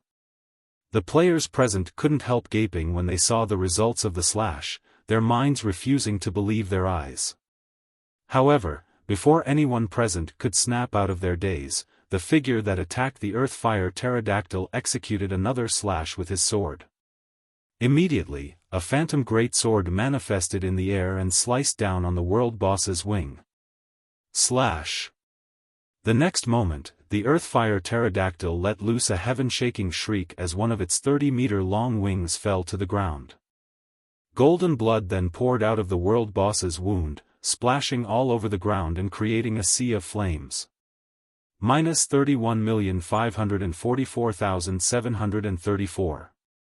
The next moment, the Earthfire pterodactyl's HP fell by a visible chunk. Is he even human? He dealt over 30 million damage in one attack. He can't be human. Monster. That person must be a humanoid monster. Everyone present fell into a daze once more when they saw the damage from the unknown person's second attack. Some players even pinched their own faces, thinking that everything in front of them was just an illusion.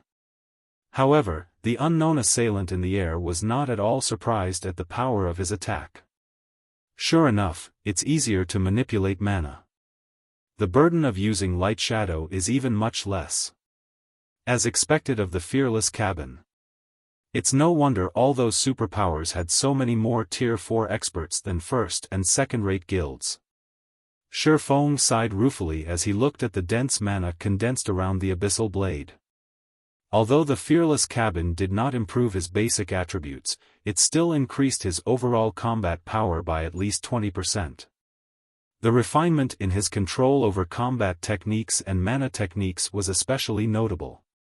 With his ability to use 100% of his mental strength, the power of these techniques had risen to a whole new level. More and more people are gathering. It's about time I finished it and left this place. After glancing at the Earthfire pterodactyl, which could no longer fly, Feng immediately flew toward the world boss. Upon seeing him, the Earthfire pterodactyl let loose an angry roar and used its strongest move, the Tier 4 skill Earthfire Rupture. The next moment, flaming rocks up to 40 meters in diameter went smashing toward Feng one after another. Even space itself shattered from the power within the flaming rocks. A meaningless resistance. Feng pointed the abyssal blade at the oncoming flaming rocks. Tier 4 Legacy Skill, Blade Domain. Immediately, magic swords appeared around Feng one after another. The swords then turned into streaks of light as they shot at the oncoming rocks. Boom! Boom! Boom! Read latest chapters at Wuxia World. A shattered space formed above the battlefield. Before the spectating players could return to their senses, the magic swords had already shattered all of the flaming rocks the Earthfire pterodactyl summoned. Afterward, more magic swords formed around Feng and subsequently shot at the world boss itself. Minus 21,346,544 to 43,671,216. Damages exceeding 20 million appeared above the Earthfire pterodactyl's head one after another. No matter how much the world boss struggled even to the point of turning the surroundings into a sea of flames and void, its HP still decreased rapidly. Less than a minute later, the Earthfire pterodactyl let out one last agonized screech before collapsing into the sea of flames. From start to end, the world boss had not inflicted a single point of damage on Feng at all.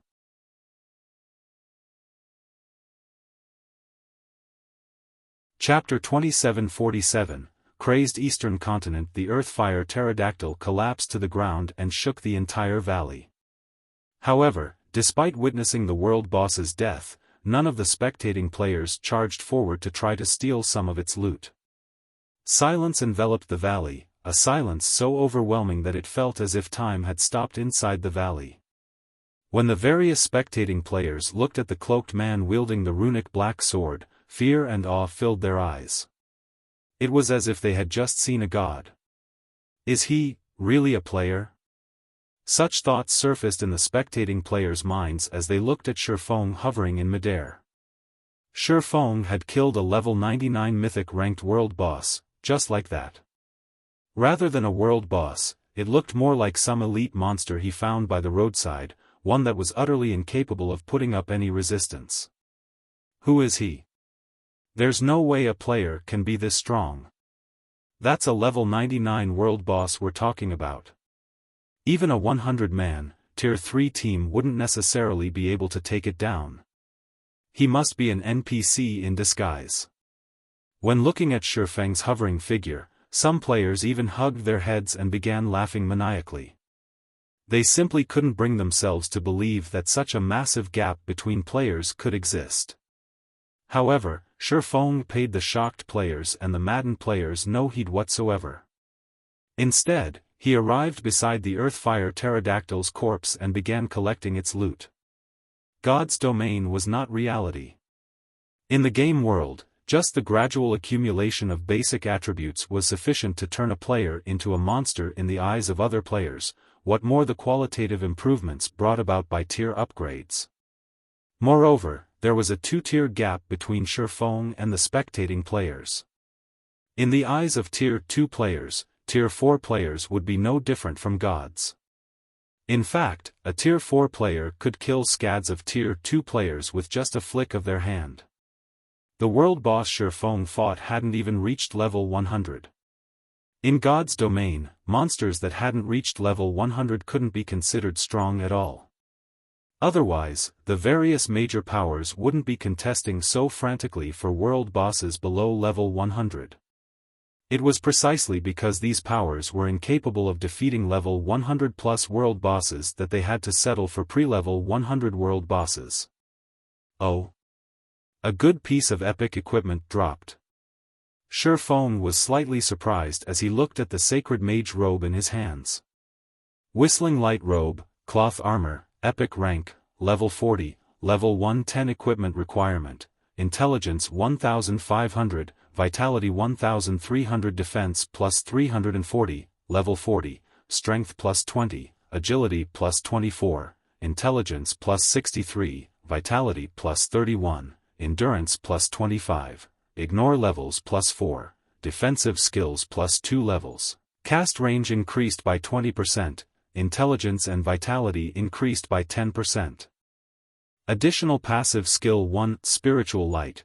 When the user's concentration falls below 50%, mana consumption is reduced by 30%, and casting speed increases by 30%. Additional passive skill 2, mana armor, automatically absorbs mana in a 100-yard radius to protect the user. Improves mana perception by 20%, increases magic resistance by 20%, and improves spell effects by 20%. 2-piece set effect. The upper level limit of all whistling light set pieces is increased to level 150. 4-piece set effect, all attributes are increased by 20%, and the effect of all spells is increased by 20%. 6-piece set effect, gain the protection of light, improving physique by 30% and mana affinity by 20%. Gain the mana heart skill. When activated, forcibly elevates the strength of the user's mana by 1 tier for 1 minute. The skill has a 1-hour cooldown. The Whistling Light set had 7 pieces in total. It could be considered top tier even among epic set equipment. So long as a magical class player had 2 set pieces, they could use the set until they reached level 150. If tier 4 Great Wizard managed to gather 6 pieces of the set, they would become a devastating existence. It wouldn't be an exaggeration to say that the Whistling Light set was one of the best set equipment for magical class players under tier 5. However, only world bosses under level 150 dropped the Whistling Light set. The drop rate was also random. Hence, collecting a full set would be incredibly difficult. I can get Fire and the others to raid world bosses under level 120 more frequently. If we can gather a full set, be it Violet or Aqua who uses the set, neither will have to replace their equipment before reaching tier 5. When Feng looked at the Whistling Light robe, he felt the need to collect the full Whistling Light set. If Violet Cloud or Aqua Rose equipped the full set before reaching tier 5, they would become nigh invincible against Tier 4 opponents. Feng stored the whistling light robe and collected the remaining items the Earthfire pterodactyl dropped. Besides the whistling light robe, the level 99 world boss had dropped a dozen pieces of level 100 dark gold and fine gold weapons and equipment, a large amount of materials, magic crystals, potion recipes, etc. After putting all these items in his bag space, he promptly flew away from the valley. When the various major powers members saw Feng leaving, they sighed in relief. With that longsword and that frightening destructive power, he should be Black Flame, right? I tagged along with my guild executives to watch the reserve seat competition. That guy indeed looks a lot like Black Flame. They must be the same person. Black Flame is also the only known Tier 4 player in the game right now, and only Tier 4 classes could possibly display such scary strength. So, he's the Sword King? Isn't he a little too amazing? After Feng's figure was out of sight, some of the spectating players guessed Feng's identity. And in no time at all, everyone present began talking about him, their discussions becoming especially heated when the topic touched on Tier 4 classes. When the players present recalled the scene of Feng chopping off one of the Earthfire pterodactyl's wings, they couldn't help yearning to reach Tier 4. Previously, no one had a clear concept of Tier 4 classes. Even the players who had spectated the reserve seat competition at the War God's Temple did not find Tier 4 classes to be particularly amazing. At most, Tier 4 existences were invincible among Tier 3 players. But now, everyone was truly shocked by the strength of Tier 4 classes. A Tier 4 player had actually single-handedly defeated a mythic-ranked world boss. How could anyone not yearn for such strength? Very quickly, news of Feng slaying the Earthfire pterodactyl spread across God's domain. After the various major powers executives watched Feng's battle video, they gained a newfound appreciation of Tier 4 classes. Simultaneously, their eyes burned with a passionate flame as the ambition they had lost due to the NPC's upsurgence returned.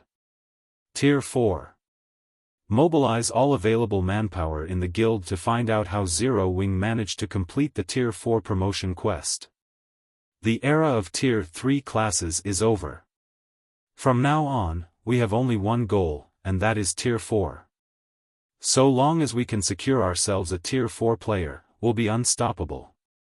For a time, the various powers searched frantically for information relating to Tier 4 legacies, going as far as trying to plant spies in Zero Wing. Some superpowers even directly contacted Zero Wing's executives and offered to pay astronomical prices for all information regarding Tier 4 classes. Simultaneously, a wave of discussion spread through the various kingdoms and empires' forums. Just the video of Feng's fight against the Earthfire pterodactyl alone had garnered over 1 billion views already. Everyone on the forums discussed what exactly Tier 4 classes were, what the upper limit of these classes' combat power was, and whether a Tier 4 player could solo a mythic monster of the same level. The topic of Tier 4 swept across the entire eastern continent, setting off a craze. Meanwhile, after Feng left the Fiery Ridge, message prompts and call requests immediately inundated his communication interface.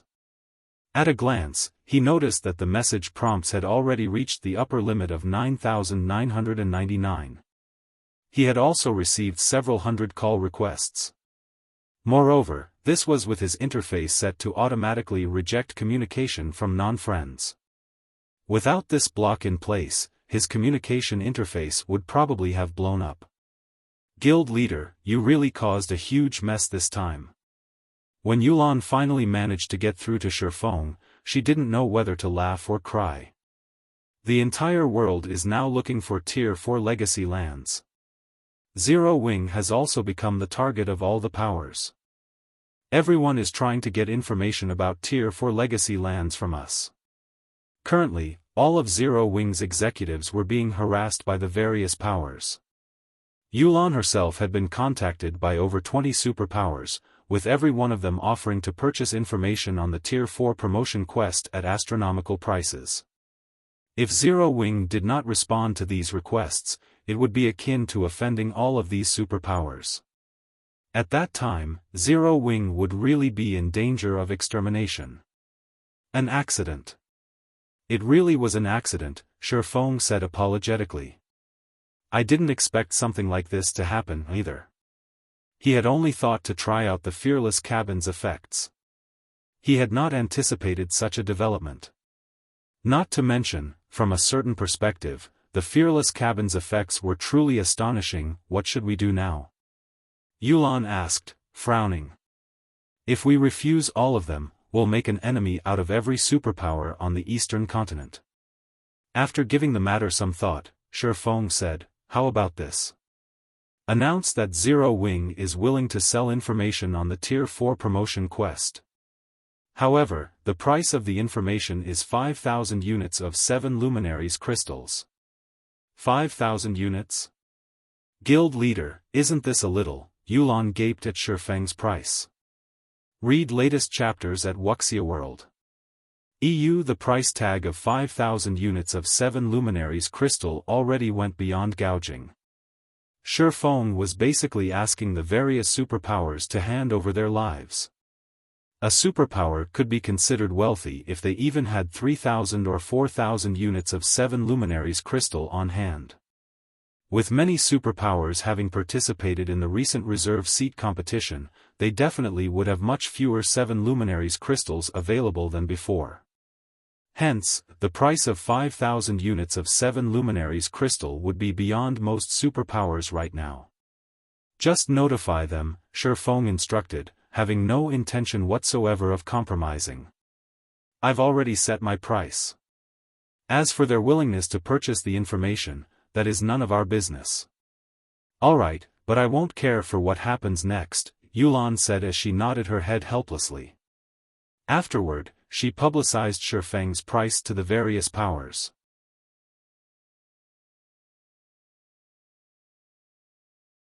Chapter 2748, Better to die on your feet than live on your knees. Neutral map, Crimson Rain Forest. In a forest where crimson rain poured, a team of 1,000 Tier 3 players was frantically fighting a horde of over 10,000 level 120+ bloodthirsty beasts. Even the weakest of these bloodthirsty beasts were level 121 chieftains, while the strongest were level 126 grand lords. On the players' side, shield-wielding guardian knights and shield warriors stood in the forefront. On the bloodthirsty beasts' side, iron-armored beasts, whose strength lay in their defense, spearheaded a charge against the guardian knights and shield warriors. After the first group of iron-armored beasts completed their ramming attack, another group would immediately follow in an endless loop. Meanwhile, the Herculean beast standing at the rear of the bloodthirsty beasts formation would uproot the crimson trees around them and hurl the trees at the players, the trees dyeing the sky an extra tint of red. The bloodthirsty beasts' terrifying formation was one that even Tier 3 players accustomed to group battles would be afraid of. Ordinary Tier 3 players wouldn't risk a frontal confrontation with these monsters. However, despite facing such a fierce and ruthless assault, the 1,000-man team fighting the bloodthirsty beasts remained unfazed. We've attracted enough. Magical team, attack, a valiant, long-haired woman standing near the front line of the team commanded as more and more bloodthirsty beasts gathered around the team. Immediately, the several hundred magical class players standing at the center of the team's formation began chanting complex incantations simultaneously. Every verse the players chanted drew more of the ambient mana, making it stronger and more violent. 4 seconds later, the ground began to shake violently. Huge cracks then appeared 500 yards away from these magical class players, right under the bloodthirsty beasts, causing the monsters' formation to collapse instantly. Swordsmen and berserkers, open a path. Rangers and assassins, prioritize killing the bloodthirsty chieftains commanding the monsters. Upon seeing the bloodthirsty beasts' formations collapse, the long-haired woman had the team disperse into multiple units and prioritize killing the bloodthirsty beasts that led the horde. As for the long-haired woman, like a demon in the night, she instantly appeared behind a 7-meter-tall, level 126 Grand Lord. The next moment, she brandished the daggers she wielded, the weapons distorting space and repeatedly stabbing the Grand Lord's back over a dozen times. Every stab inflicted over -500,000 damage, the series of attacks instantly plundering nearly 8 million HP from the bloodthirsty chieftain. After the successful attack, darkness enveloped the long-haired woman's body. This cloak of darkness then expanded to envelop the Grand Lord entirely before rapidly recondensing in front of it. PSH. PSH. PSH. Blood suddenly spurted from the bloodthirsty chieftain's four limbs. Not only did its mobility get reduced significantly, but its HP was even falling at a rate of 700,000 per second. The three level 124 Great Lord-ranked bloodthirsty guards nearby faced similar fates. Blood gushed out of their limbs, and their mobility plummeted as if their bodies had become frozen. After around 15 more minutes of battle, this bloodthirsty chieftain and three bloodthirsty guards collapsed to the ground, the life in their eyes vanishing. Meanwhile, the other bloodthirsty beasts on the battlefield were also mostly dead. The items they dropped were strewn all over the place. However, none of the combatants chose to pick up these items. Instead, they continued advancing deeper into the Crimson Rain Forest in an orderly manner, leaving behind a few parties of assassins to clean up the battlefield. At this time, a level 119 female guardian knight approached the long-haired woman in command of the team. She then said quietly, "Vice Guild Leader, news just came from Zero Wing. They say they're willing to sell information on the Tier 4 promotion quest." "Oh? He's actually willing to sell the information?" Cold Shadow was surprised to hear White Feather's words. In her opinion, the information on the Tier 4 promotion quest was Feng's greatest trump card in God's domain. It was something he definitely would not sell to other people. "He is willing to sell, but the price he demands is incredibly high," White Feather said with an ugly expression, emphasizing the words, "incredibly high." "Incredibly high?" Chuckling, Cold Shadow asked, "How much does he want?" 5,000 units of 7 luminaries crystal, White Feather replied in a low tone. Feng obviously has no intention of selling that information. He's clearly just messing with us. 5,000 units? He really knows how to set a price, Cold Shadow said, smiling. I'm guessing that those superpowers are fuming at Zero Wing at this point. They'll most likely disregard all costs and take action against Zero Wing. That's for sure. There's no way those superpowers can afford to pay 5,000 units of 7 luminaries crystal. If they want that information, their only option is to work together and declare war on Zero Wing, White Feather said, nodding. Feng was basically treating the various superpowers as fools by demanding such an exorbitant price. The various superpowers would be insane to go along with him. Fine. Go and notify Zero Wing that I'm buying it. Cold Shadow said, smiling. You're buying it? White Feather's eyes widened immediately as she stared at Cold Shadow in disbelief. Vice Guild Leader, that's 5,000 units of 7 luminaries crystals we're talking about. While mythology could indeed disburse 5,000 units of 7 luminaries crystals, it would still suffer from the loss. Not to mention, the guild's higher-ups kept reiterating that the 7 luminaries crystal was the guild's most important resource and must not be used randomly. That's right. I'm buying it. Cold Shadow nodded. She then asked White Feather, do you think Zero Wing's people are fools? After giving the matter some thought, White Feather answered, they shouldn't be, but they're still too arrogant. Yes. Zero Wing was arrogant to the bones. The guild was not taking the various superpowers seriously at all. That's enough, then. Since they're not fools, they should be aware of the consequences of pulling such a stunt. In a slightly resentful tone, Cold Shadow added, although I detest Zero Wing, the fact that Zero Wing has survived until now shows that the guild isn't as simple as we think it is. Even Sir Odin gave up on killing Feng. You can tell how extraordinary he is. But that's 5,000 units of 7 luminaries crystal. White Feather couldn't help repeating herself. The guild definitely won't agree to this transaction. I already said that I would buy it, not the guild, Cold Shadow said, shaking her head. So, we don't need to worry about what the guild will say about this. Vice Guild Leader, if you buy it, you'll be giving away all the 7 luminaries crystals you've saved to Zero Wing. White Feather was even more shocked at Cold Shadow's words. Hurriedly, she warned, in this case, I'm afraid you will have to postpone becoming the first Vice Guild Leader indefinitely. 7 luminaries crystals had always been very important to mythology.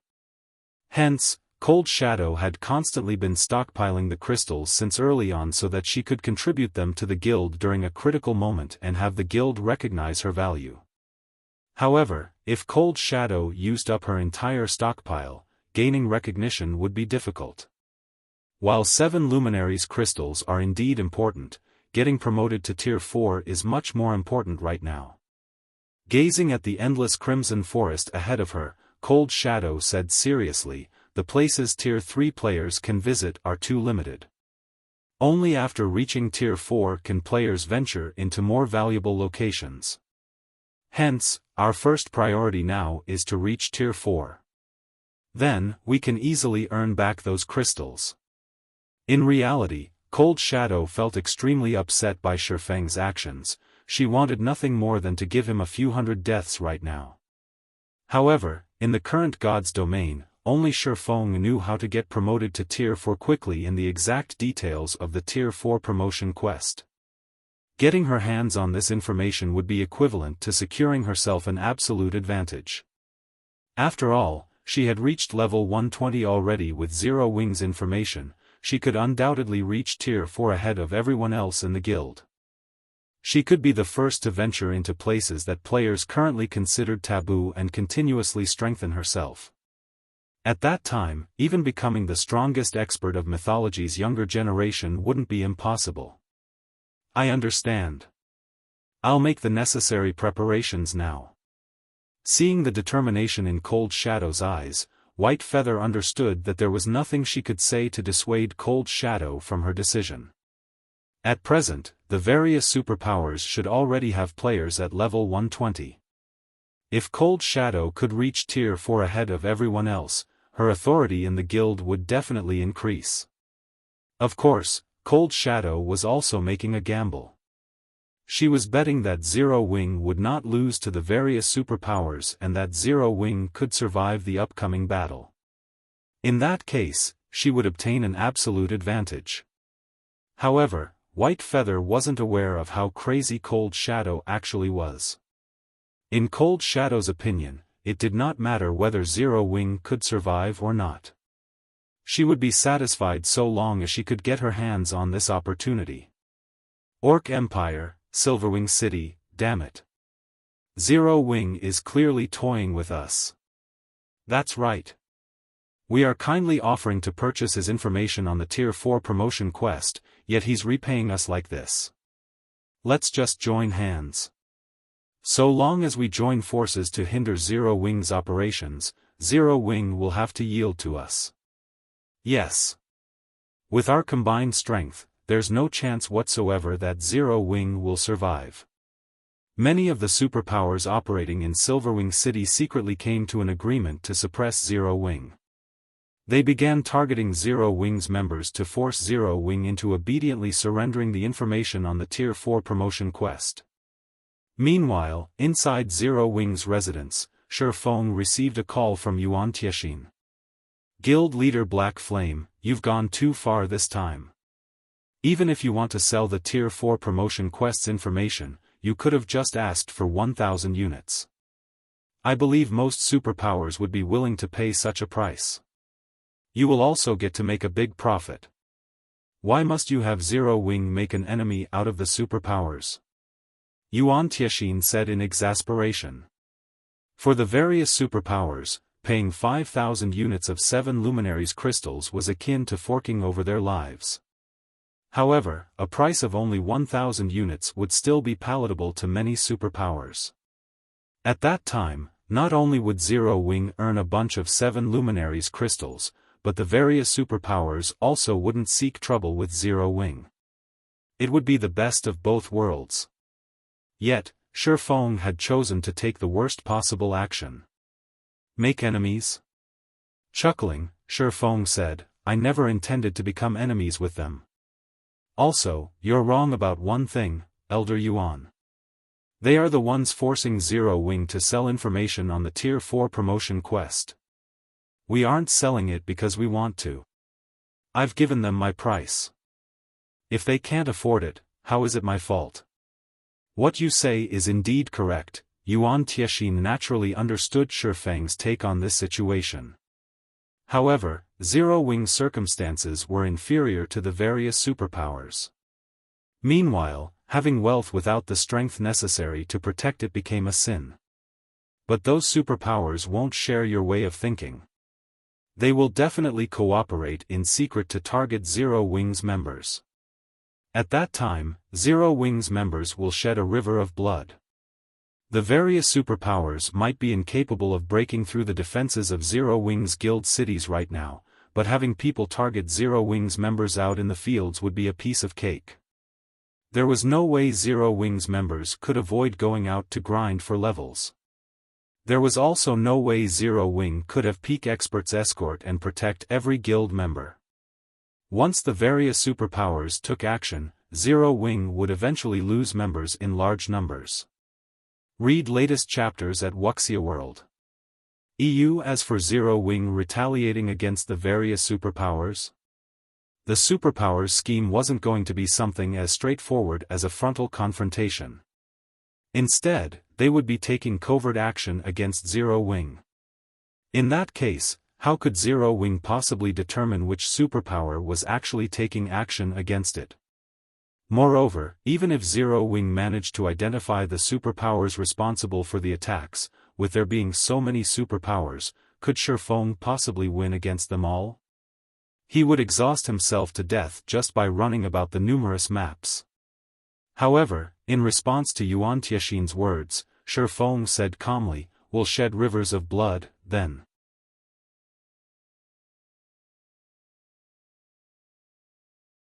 Chapter 2749, Tier 4 Promotion Quest Secret. This is madness. He has truly gone mad. After hanging up the call, Yuan Tiexin fell speechless. He never thought that Feng would be so stubborn. Feng clearly could have settled things easily so long as he made some concessions, yet he had adamantly refused to do so. Uncle Yuan, many of those superpowers have already begun joining forces. When they find out that Zero Wing is unwilling to concede at all, they will definitely take action, Purple Jade said as she read the report her subordinate just sent her. Zero Wing's present situation could be said to be very bad. According to the report, over 15 superpowers had already agreed to work together to deal with Zero Wing. Forget it. He can do whatever he wants. The clash between the various superpowers and Zero Wing will most likely drag on for some time. After all, Zero Wing's 3 cities are too difficult to take down. We'll see who can last until the end, Yuan Tiexin said, shaking his head. A glimmer of light then flashed in his eyes as he continued, also, we still have more important matters to deal with. If we succeed in this upcoming operation, the secret pavilion can thoroughly surpass the various superpowers. At that time, even the 5 great super guilds will have to fear us. I'll make the necessary preparations, Purple Jade said, her eyes similarly filled with joy and excitement. Tier 4 had never been the end of God's domain. Instead, it was only the beginning. The secret pavilion had been waiting for this moment for far too long. Now, it could finally fulfill its long-cherished wish. Dark Knight Empire, Starlink's residence, ha ha ha. Good. That's what Zero Wing should do. That's right. Go and thoroughly offend those superpowers. Lu Xinglua laughed happily when he received news of Zero Wing's actions. Previously, he had had a huge headache over how to deal with Zero Wing. However, Zero Wing had actually taken the initiative to offend even more superpowers. With this, he would have a much easier time destroying Zero Wing. As Lu Xinglua was celebrating in joy, a robust man covered in a black cloak and runic bandages suddenly entered his office. "Sorry for the long wait, young Master Lu," the robust, middle-aged man said as he arrived before Lu Xinglua. He then continued in a low tone, "We have resolved most of the troubles there already. We are only waiting for your side now." "Good. You came at the perfect time. This time, even the heavens want Zero Wing dead." Lu Xinglua grew even more excited when he looked at the mysterious middle-aged man. "Leave it to me. I'll definitely persuade those old fellows to give you their full help." "Thank you, young Master Lu," the robust man said. "So long as this operation succeeds, the lord of our household will also assist young Master Lu in quelling all your enemies." "I believe you. After all, no one has a better understanding of God's domain than you guys right now," Lu Xinglua said, smiling. Be it this robust man or the person backing him, Lu Xinglua placed immense trust in them. In the eyes of these people, the various superpowers were negligible. Given enough time, these people could even take on the 5 great super guilds simultaneously. This was because the 5 great super guilds did not understand God's domain at all. What they knew now was only the tip of the iceberg. Orc Empire, Zero Wing's residence, guild leader, aside from one person, no superpower has stepped forward to purchase the information on the Tier 4 promotion quest, Yulan said. As she watched Xiaofan casually sort the information on the Tier 4 promotion quest, her head throbbed. Judging by the other superpowers' actions, they don't plan to buy it. Since these superpowers had no intention of purchasing the information, their next action was obvious: they would fight for it. They would fight a war of attrition that would last days and weeks. Meanwhile, Zero Wing's opponent this time would no longer be just 1 or 2 superpowers. Instead, almost all of the Eastern continent's superpowers would become Zero Wing's enemies. "There's actually a fool trying to buy it?" Xiaofan was surprised when he heard Yulan's words. Truthfully, he had never once thought that any of the superpowers would purchase his information at the price he quoted. He was sorting through the information on the Tier 4 promotion quest only because his own guild needed it. After all, quite a few Zero Wing members already possessed the strength and level required to challenge their Tier 4 promotion quest. All they lacked was the knowledge of how to search for their respective Tier 4 legacy lands and the process of obtaining their Tier 4 legacies. Yulan was momentarily rendered speechless by Feng's response. After hesitating for a moment, she said, "You know this person, guild leader?" "I know them. Is it the secret pavilion's Yuan Tiexin?" After giving the matter some thought, Feng felt that among his acquaintances, only the secret pavilion's Yuan Tiexin could afford to purchase his information. As for Frost Heaven, the guild had just participated in the reserve seat competition. It definitely did not possess 5,000 units of 7 luminaries crystals at this point. "No, it's mythology's cold shadow," Yulan said, shaking her head. She then asked hesitantly, "Guild leader, are you really planning to sell it to her?" Due to the reserve seat competition, Zero Wing was now on mythology's radar. If they sold information on the Tier 4 promotion quest to mythology now, it would be incredibly disadvantageous for Zero Wing. "Of course. Why wouldn't I sell it?" Feng answered without hesitation. "We already announced our intention to do business. Since we said we would sell the information, we naturally can't go back on our word. Otherwise, the various superpowers will have even more reason to target us." He was in urgent need of 7 luminaries crystals right now. Although he had some methods for obtaining a large amount of the crystal, these methods required a lot of time to execute. He wasn't certain he could collect enough 7 luminaries crystals to surpass the top 3 rankers of the upper zone's contribution competition within the next 2 months. At best, he could secure one of the top 20 positions. Gaining 5,000 units of 7 luminaries crystal now would save him a lot of trouble. However, White Feather has stated that we cannot mention this transaction to anybody else, Yulan said. They want this to be a secret between only our two sides. They also want to sign a contract to this effect. That won't be a problem. Even if they didn't suggest it, we would have asked them to sign a confidentiality agreement that restricts them from sharing the information with outsiders, Feng said. Information on the Tier 4 promotion quest was like a hot potato right now.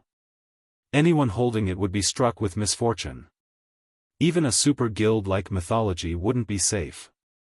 Hence, it was very normal for Mythology not to want outsiders to find out about this transaction. Make a copy of everything here and give it to them, Feng instructed as he handed the compiled information on the Tier 4 promotion quest to Yulan. Everything? Yulan was surprised to hear Feng's words. The players of God's domain were still ignorant of the Tier 4 promotion quest. In fact, even Zero Wings members knew nothing about it. If they sold all this information to Mythology, that would be akin to throwing away all their advantages. Amicham. Everything. Feng nodded. Since the other party is willing to pay an astronomical price for this information, I naturally won't be stingy. Not to mention, the secret to the Tier 4 promotion quest isn't a secret at all. Once the various superpowers learn about it, we can let them know how ridiculous their fantasies about the secret are. Information on the Tier 4 promotion quest was indeed incredibly precious. At the very least, that was the case now. However, once one of the various superpowers experts successfully reached Tier 4, the information he was selling would be worthless.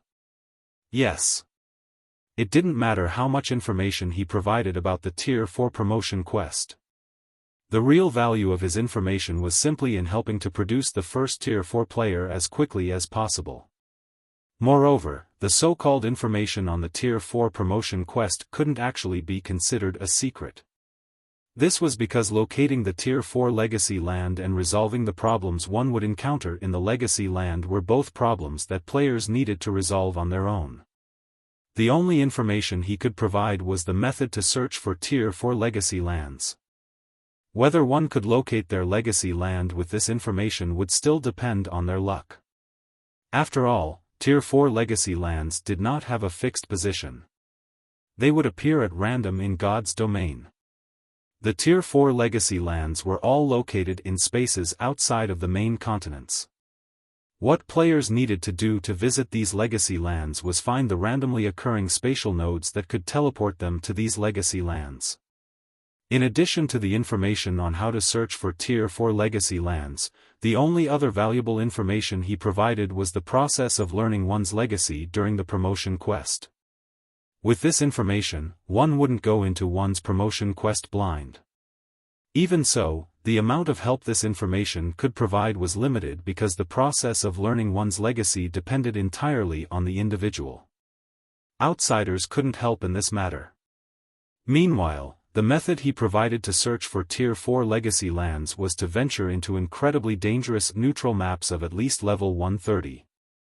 The more dangerous a neutral map was, the more likely one could find a Tier 4 legacy land. Only by searching in these maps would one have a greater chance of locating a Tier 4 legacy land. Aside from this method, there was no other way. If he excluded these bits of information, then the information on the Tier 4 promotion quest he sold would be nothing but a scam. After reading the information, Yulan was stunned. This is the Tier 4 promotion quest secret? Yulan suddenly felt the urge to laugh. The various superpowers were currently desperately trying to obtain information on the Tier 4 promotion quest. However, if they were to learn the exact details of the information, they would most likely lose their minds. Read latest chapters at Wuxia World. EU. After all, in the information Feng compiled, there was nothing whatsoever that could increase one's success rate with the Tier 4 promotion quest.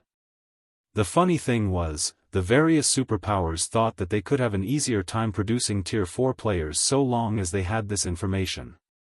In fact, they were so staunch in their belief that they were waging war against Zero Wing. In reality, by targeting Zero Wing, all the superpowers were doing was wasting precious time when they could be improving themselves. That's right. This is the information on the Tier 4 promotion quest, Feng said, chuckling. I can even announce to those superpowers, right now, that they have already been eliminated from the struggle for hegemony in God's domain. As Feng and Yulan were conversing, Liang Jing suddenly entered the room. Guild Leader, Unyielding Soul and Crimson Emperor are ready. They can take action as soon as you give the command, Liang Jing said excitedly. Good. Have them start moving. Feng said, nodding. It's about time we let these so-called superpowers know how laughable their actions are.